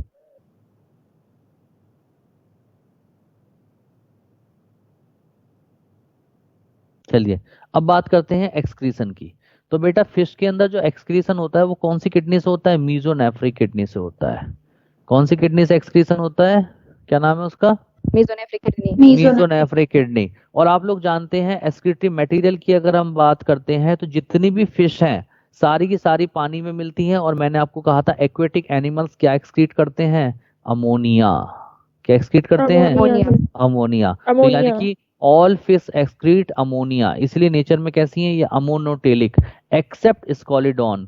केवल एक स्कॉलिडॉन ऐसा एग्जाम्पल है जो यूरियोटेलिक है, यूरिया एक्सक्रीट करते हैं, और बाकी सारे के सारी फिश क्या एक्सक्रीट करती हैं? जल्दी बोलो। अमोनिया। अमोनिया। चलिए अब बात करते हैं एंडोस्केलेटन की। तो बेटा एंडोस्केलेटन देखो कार्टिलेज का भी बना होता है जिन फिश के अंदर, तो उनको बोलते हैं कार्टिलेजिनियस फिश, और जिसके अंदर बोन्स का बना होता है उनको बोलते हैं बोनी फिश। यानी कि कार्टिलेज प्लस बोन दोनों का बना एंडोस्केलेटन होता है फिश के अंदर। क्लियर है सबको? Yes sir. हाँ, अगर हम स्कल की बात करते हैं तो स्कल जो होती है बेटा फिश के अंदर वो मोनोकोंडाइलिक स्कल होती है, क्योंकि मोनोकोंडाइलिक यानी कि सिंगल ऑक्सीपिटल कोंडाइल प्रेजेंट। हमारी स्कल कैसी है? Dicondylic skull. एम्फीबियंस की कैसी है? Dicondylic skull. और बाकी सभी की कैसी है? Monocondylic skull. ठीक है। अच्छा ये बताइए पाइसिस पॉइक्लोथर्मिक है होम्योथर्मिक है? पॉइक्लोथर्मिक एनिमल है, यानी कि कोल्ड ब्लडेड एनिमल्स है, यानी कि सराउंडिंग एटमॉस्फेयर के टेम्परेचर के अकॉर्डिंग अपनी बॉडी का टेम्परेचर चेंज करेंगे या नहीं करेंगे? करेंगे। चेंज कर लेंगे। ठीक है। अगला ये एन एमनियोट एनिमल्स हैं पाइसीज, क्यों? क्योंकि इनके अंदर एमनियोन लेयर एब्सेंट होती है। मैं लिखवा चुका हूँ, सभी बता चुका हूँ सब Yes, sir. पहले। ठीक है। अगला है बेटा जो पाइसीज होती हैं, फिश होती हैं, फिश के अंदर लेस डेवलप न्यूरल एक्टिविटी होती है, यानी कि nervous system very less develop होता है, बहुत कम डेवलप होता है। इसीलिए फिश को पेन नहीं होता, इसीलिए फिश को पेन नहीं होता, क्योंकि पेन किससे होता है? नर्वस सिस्टम से, रिसेप्टर से होता है। इसके अंदर न्यूरल एक्टिविटी बहुत कम होती है, इसीलिए फिश को पेन नहीं होता। क्लियर है सबको? Yes sir. अच्छा, एक क्वेश्चन मैं Yes, आपसे अगर पूछता हूं कि अगर मैं फिश को पानी से बाहर निकाल दूं तो मर जाती हैं, क्यों मर जाती हैं? क्योंकि सर रेस्पिरेशन नहीं हो पाते इनके वो पास। नहीं हो पाता रेस्पिरेशन, क्योंकि जो गिल्स की मेम्ब्रेन है वो बहुत काफी पतली होती है, वो आपस में चिपक जाती है, यस पॉलिश कर जाती हैं। तो वो चीज मैंने यहाँ लिखवाई है। Outside the water fish die due to stick gills membrane, so no breathing occur, इसलिए कोई ब्रीथिंग नहीं हो पाती और फिश डाई हो जाती है। अच्छा, एक चीज और, जो फिश होती है उनमें रीनल पोर्टल सिस्टम भी मिलता है और हिपैटिक पोर्टल सिस्टम भी मिलता है, दोनों पोर्टल सिस्टम मिलते हैं। और मैंने आपको बताया था कि फिश से लेकर मैमल्स तक रीनल पोर्टल सिस्टम तो लेस डेवलप होता है, इसीलिए well develop renal portal system किस में मिलता है? फिश में मिलता है। और हिपैटिक पोर्टल सिस्टम मैंने आपको बताया था फिश से लेकर मैमल्स तक डेवलप्ड होता है, तो मैमल्स में वेल डेवलप होता है और फिश के अंदर less develop hepatic portal system होता है। बताया था नहीं बताया था? यस अगर Yes. अगर सब कुछ याद हो ह्यूमन फिजियोलॉजी का तो ठीक है। चलिए स्क्रीनशॉट ले लीजिए, फिर आगे चलते हैं। एक चीज, एक पॉइंट और, यूरिनरी ब्लैडर क्या होता है बेटा फिश के अंदर? अब्सेंट होता है। यूरिनरी ब्लैडर क्या होता है? जल्दी बोलो। अब्सेंट। एब्सेंट। यूरिनरी ब्लैडर क्या होता है? जिसके अंदर यूरिन स्टोर्ड होता है। क्लियर है सारे पॉइंट? चलें ले लिया screenshot. Yes sir. Yes sir. तो बेटा जो मैंने अभी बात बताई थी कि fish has no pain because less develop neural activity, fish को पेन नहीं होता क्योंकि फिश के अंदर क्या मिलती है? लेस न्यूरल एक्टिविटी होती है। क्लियर है सबको? Yes sir. चलिए यस सर। अगला टॉपिक आता है आपका difference between cartilaginous fish and bony fish, यानी कि कार्टिलेजिनियस फिश और बोनी फिश के बीच में क्या क्या डिफरेंसेस हैं, वो डिफरेंसेस मैंने यहाँ पे बताए हैं। तो पहले कॉलम में मैंने लिए हैं फीचर्स, सेकंड कॉलम में मैंने ले लिया है कार्टिलेजिनियस फिश जिसका दूसरा नाम होता है इलास्मो ब्रांच फिश, और थर्ड लिया है बोनी फिश जिसको हमने बोला है टिलोस्ट फिश। क्लियर है सब लोगों को? Yes sir. Yes sir. चलिए पहला डिफरेंस है हैबिटाट का। हैबिटाट क्या होता है बच्चों? Place of living. Place of living या लिविंग, है ना, प्लेस ऑफ लिविंग। तो कार्टिलेजिनियस फिश जो होती हैं केवल मैरीन वाटर में मिलती हैं, कोई भी स्पीसीज कार्टिलेजिनियस फिश की फ्रेश वाटर में नहीं मिलती, जबकि बोनी फिश जो होती है मैरीन वाटर में भी मिलती है, सी वाटर में भी मिलती है और फ्रेश वाटर में भी मिलती है जैसे रिवर। क्लियर? Yes sir. अगर हम एंडोस्केलेटन की बात करें तो कार्टिलेजिनियस फिश के अंदर एंडोस्केलेटन बना होता है कार्टिलेज का, जबकि बोनी फिश में बना होता है बोन्स का, नाम से पता लग रहा है। अगला है नोटोकॉर्ड का डिफरेंस। बेटा नोटोकॉर्ड जो होती है कार्टिलेजिनियस फिश में notochord present through out the life, पूरी लाइफ, लार्वल स्टेज और एडल्ट लाइफ, पूरी लाइफ में नोटोकॉर्ड प्रेजेंट होती है, लेकिन बोनी फिश के अंदर नोटोकॉर्ड जो है वो रिप्लेस हो जाती है वर्टिब्रल कॉलम से। किससे रिप्लेस हो जाती है? Vertebral column. वर्टिब्रल कॉलम से। क्लियर है? ले लीजिए इसका स्क्रीनशॉट, फिर मैं नीचे चल रहा हूँ, नीचे स्क्रीनशॉट लीजिए।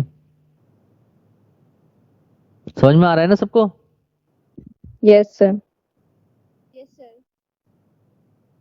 ले लिया स्क्रीनशॉट, नीचे चलें। Yes sir. यस। चलिए अगला डिफरेंस है बेटा माउथ का। माउथ, तो देखो ये जो आपको मैंने फिश दिखाई है ये फिश है आपकी, है ना, फिश। तो फिश जो है, फिश के दो सरफेस आपको दिखाई दे रहे हैं, ये डॉर्सल सरफेस है और ये वेंट्रल सरफेस है। तो दो तरीके से माउथ हो सकता है, या तो वेंट्रली माउथ ऐसे करके माउथ होगा तो हम बोलेंगे वेंट्रल माउथ, वेंट्रल सरफेस पे अगर माउथ होगा तो बोलेंगे वेंट्रल माउथ, और अगर बिल्कुल टर्मिनल एंड पे होगा तो हम बोलेंगे टर्मिनल माउथ। नई बात समझ में आई? Yes sir. ठीक है। तो बेटा जो कार्टिलेजिनियस फिश होती है इसके अंदर जो माउथ होता है वेंट्रल साइड पे होता है, जबकि इसमें टर्मिनल माउथ होता है। अगला डिफरेंस है स्किन। स्किन में बेटा जो कार्टिलेजिनियस फिश होती हैं इनकी स्किन के ऊपर प्लेकॉइड स्केल्स प्रेजेंट होते हैं। क्या प्रेजेंट होते हैं? प्लेकॉइड स्केल से कवर होती है। हाँ, skin is covered bye placoid scales which is backwardly directed like teeth. देखो ये देखो उसके फिश के ऊपर मैंने टीथ बना रखे हैं, ये प्लेकोइड स्केल्स बनाए हैं, तो ये पीछे की तरफ कांटे की तरह से निकले हुए हैं, ये किसको रिप्रेजेंट कर रहे हैं, टीथ की तरह रिप्रेजेंट कर रहे हैं। ठीक है, तो इनको बोलते हैं प्लेकोइड स्केल्स। ठीक है, तो कार्टिलेजिनियस फिश के ऊपर प्लेकोइड स्केल्स मिलते हैं, जबकि बोनी फिश के स्किन के ऊपर कौन से स्केल्स मिलते हैं, साइक्लॉइड और टिनॉइड स्केल्स मिलते हैं। कौन से स्केल्स मिलते हैं, साइक्लॉइड और टीनॉइड। साइक्लॉइड और टिनॉइड स्केल्स मिलते हैं। क्लियर। चलिए अब बात करते हैं डिफरेंस गिल्स का। अगर हम गिल्स की बात करते हैं तो देखो बेटा यहाँ पे मैंने आपको स्ट्रक्चर भी दिखाई है कि ये गिल्स हैं स्किन के। ठीक है, और गिल्स की ओपनिंग को क्या बोलते हैं, गिल स्लिट्स। क्या बोलते हैं, गिल स्लिट्स। ठीक है, और गिल स्लिट्स के ऊपर जो ढक्कन होता है जो गिल स्लिट्स को क्लोज करने का काम करता है उसको बोलते हैं ऑपरक्यूलम यानी कि लिड। तो गिल्स विद अपरक्यूलम कहेंगे तो इसका मतलब गिल्स के ऊपर ढक्कन है। अगर हम कहते हैं गिल्स विदाउट अपरक्यूलम यानी कि गिल्स के ऊपर लिड यानी कि ढक्कन नहीं है। अरे क्लियर है। सर हाँ बेटा, सर इसको थोड़ा डार्क पेन से लिख दीजिए, ये बिल्कुल भी विजिबल नहीं है, स्क्रीनशॉट में बिल्कुल नहीं दिखाई देगा। क्या चीज ये गिल स्लिट्स और ओपरकुलम, ये सर। अब तो बेटा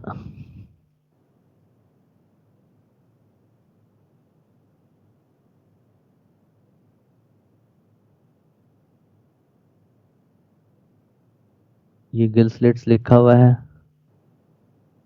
ये ढक्कन है ये ऊपर से।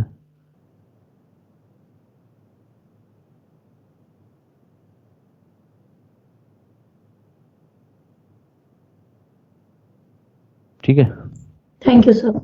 ओके। तो कार्टिलेजिनियस फिश में गिल्स तो प्रेजेंट होते हैं लेकिन ऑपरक्यूलम क्या होते हैं, अब्सेंट होते हैं। तो देखो लिखा है gills without operculum present except chimaera. केवल एक फिश काइमीरा है जिसके गिल्स के ऊपर ऑपरक्यूलम मिलता है, बाकी जो जितनी भी फिश हैं कार्टिलेजिनियस उनके गिल्स के ऊपर ऑपरक्यूलम नहीं मिलता। क्लियर है सबको। Yes sir.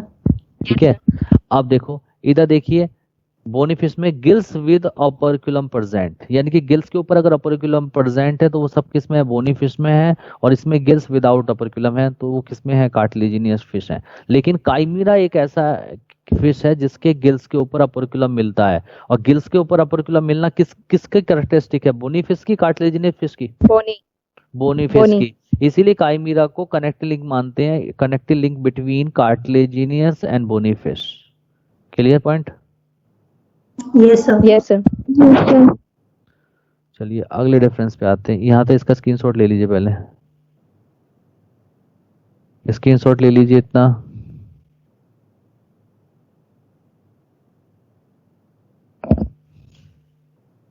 चलिए नीचे। Yes sir.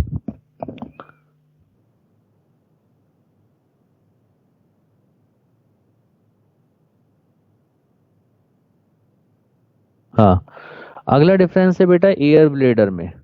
देखो बेटा एयर ब्लेडर जो होता है इसके फंक्शन क्या है, इसके 3 फंक्शन होते हैं। प्रोवाइड बायोन्सी, ये बायोन्सी प्रोवाइड करता है फिश को, यानी कि पानी में आराम से वो डूबती नहीं है, तैरती रहती हैं।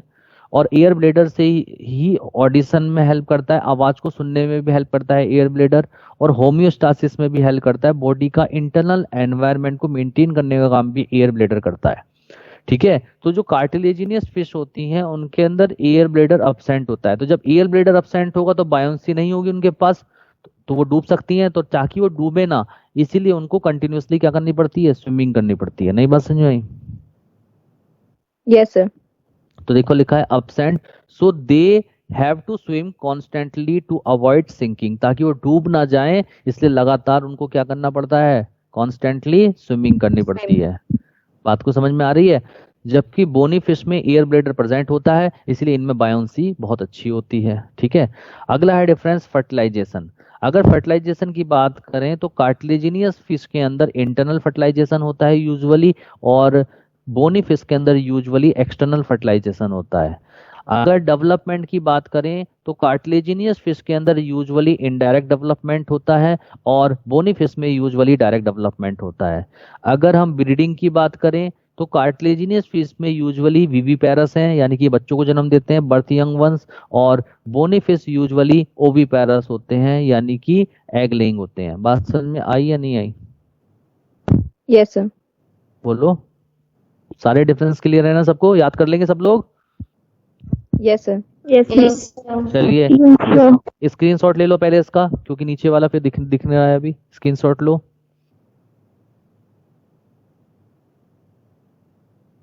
नीचे कर दूं? Yes sir. चलिए अब आते हैं एग्जाम्पल्स पे। तो बेटा अगर एग्जाम्पल की बात करते हैं तो कार्टिलेजिनियस फिश में पहला एग्जाम्पल आता है स्कॉलिडॉन। बेटा स्कॉलिडॉन को बोलते हैं डॉग फिश। क्या बोलते हैं बेटा? बोलते जाओ। Dog fish. स्कॉलिडॉन को क्या बोलते हैं? Dog fish. और बेटा और सुनो, स्कॉलिडॉन के अंदर देखो, दो मेल और फीमेल को कैसे आइडेंटिफाई करते हैं? मेल के अंदर मिलते हैं क्लैस्पर्स। क्या मिलते हैं?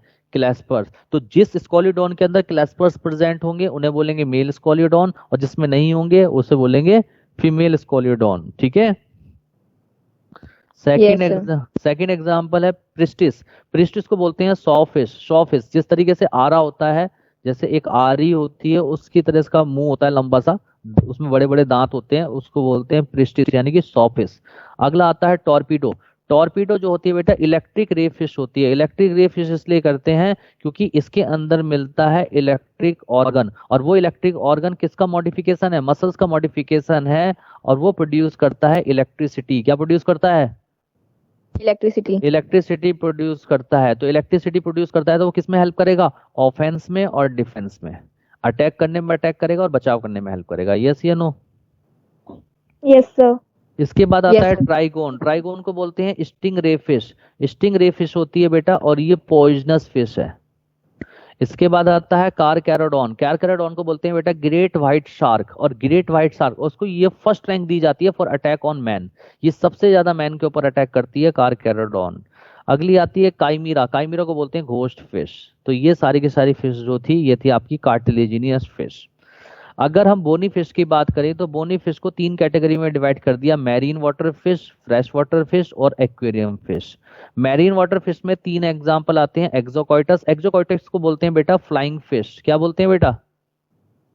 Flying fish. Flying fish. तो क्या बेटा ये उड़ती है? नो, ये उड़ती नहीं है, ये लीप करती हैं। लीप का मतलब जंप करती है मोर देन 6 मीटर। क्यों? क्योंकि एक्सोकॉइटस के जो पेक्टोरल फिन्स है वो विंग्स में कन्वर्ट हो जाते हैं। तो देखो लिखा हुआ है पेक्टोरल फिन्स, एक मिनट हैंग हो गया।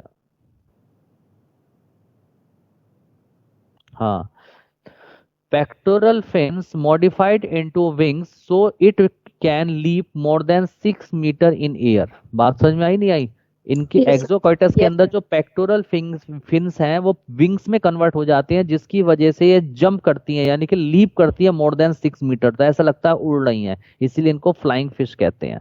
सेकेंड है बेटा हिप्पोकैम्पस। हिप्पोकैम्पस को सी हॉर्स कहते हैं, और इसमें खास बात यह है कि जो मेल हिप्पोकैम्पस होता है उसके अंदर एक ब्रॉड पाउच होता है, ब्रूड पाउच होता है, उसके अंदर फीमेल अपने अंडे दे देती है, और वो अंडे हैचिंग तक उसी पाउच के अंदर रहते हैं मेल के अंदर। इसीलिए मेल के अंदर पेरेंटल केयर मिलती है। कैसी केयर मिलती है? Parental care. हाँ। पेरेंटल हाँ। केयर। अगला एग्जांपल आता है लेटिमेरिया। लेटिमेरिया को बोलते हैं सीलोकैंथ, और ये एक लिविंग फॉसिल्स है बेटा, और इसको कनेक्टिव लिंक मानते हैं बिटवीन पाइसीज एंड एम्फीबियंस। ये पाइसीज और एम्फीबियंस के बीच की कनेक्टिव लिंक मानते हैं। क्यों? क्योंकि लेटिमेरिया एक ऐसी फिश है जो सबसे पहले अर्थ के ऊपर आई थी। ठीक है, तो ये माना जाता है कि एम्फीबियंस की ओरिजिन लेटिमेरिया से हुई है। हम इवोल्यूशन में पढ़ेंगे। क्लियर? तो ये तीनों फिश जो है बेटा मैरीन वाटर के अंदर मिलती हैं। फ्रेश वाटर फिश कौन सी हैं? जैसे लेबियो रोहिटा जिसको रोहू फिश कहते हैं, कैटला कैटला जिसको भाकुर फिश बोलते हैं, क्लैरियस मेगोर फिश बोलते हैं। ये तीनों की तीनों फ्रेश वाटर फिश हैं, इसलिए इनको खाया जाता है, यानी कि ये एडिबल फिश हैं। उसके बाद आती है एक्वेरियम फिश। एक्वेरियम में आती है पहले बीटा। बीटा बेटा मोस्ट एग्रेसिव फिश है, इसलिए ये आपस में बहुत फाइट करती हैं, इसलिए इनको फाइट फिश बोलते हैं, फाइटिंग फिश बोलते हैं। और सेकंड आती है पिटेरोफाइलम। पिटेरोफाइलम बहुत सुंदर होती है देखने में, इसको एंजल फिश बोलते हैं, और ये नेशनल फिश ऑफ वेनेजुएला है। कहाँ की नेशनल फिश है ये? वेनेजुएला। इसकी शॉट ले लीजिए इसका।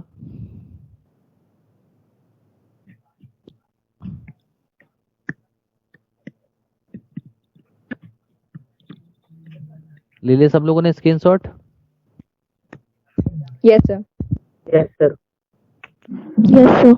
अब अगले टर्न पे हम स्टार्ट करेंगे क्या? टेट्रापोडा। टेट्रापोडा। एक मिनट, अगले टर्न पे हम टेट्रापोडा पढ़ेंगे जो कि 4 क्लास में डिवाइड करेंगे हम, ठीक है। तो बेटा इससे पहले बेटा म्यूट कर दो, कौन बच्चा है ये? श्रुति। बेटा म्यूट। हाँ, मैं ये कहना चाह रहा था बच्चों कि अगले टर्न पे हम टेट्रापोडा पढ़ेंगे। तो जहां तक मैंने आपको समझाया बहुत साफ सुथरा लिखा हुआ है, इसके चार्ट बना लो, जिस तरीके से लिखी हुई है चीजें अपने अपने हिसाब से अरेंज कर लो। कोशिश करो कि एक ही पेज पे सब कुछ आ जाए ताकि पूरा एनिमल किंगडम एक ही पूरे के पूरे चार्ट पे आ जाए। एग्जाम टाइम में 10 मिनट में याद कर लोगे, सोचो कितना टाइम बचेगा आपका। क्लियर है? Yes yes sir. सर। अच्छा ये बताइए, आपकी एक्स्ट्रा क्लास किस दिन होती है? कल होती है ना, सैटरडे में?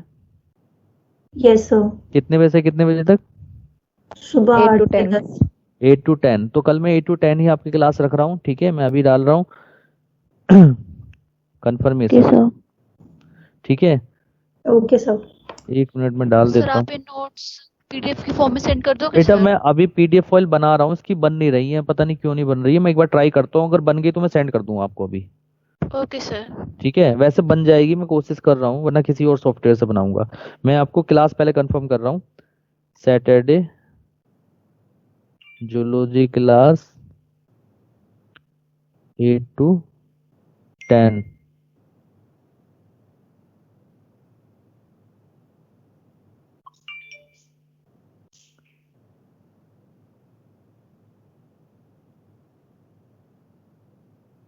ठीक है। सर पिन कर दीजिए आप अपना मैसेज, बाकी टीचर्स भी देख लेंगे।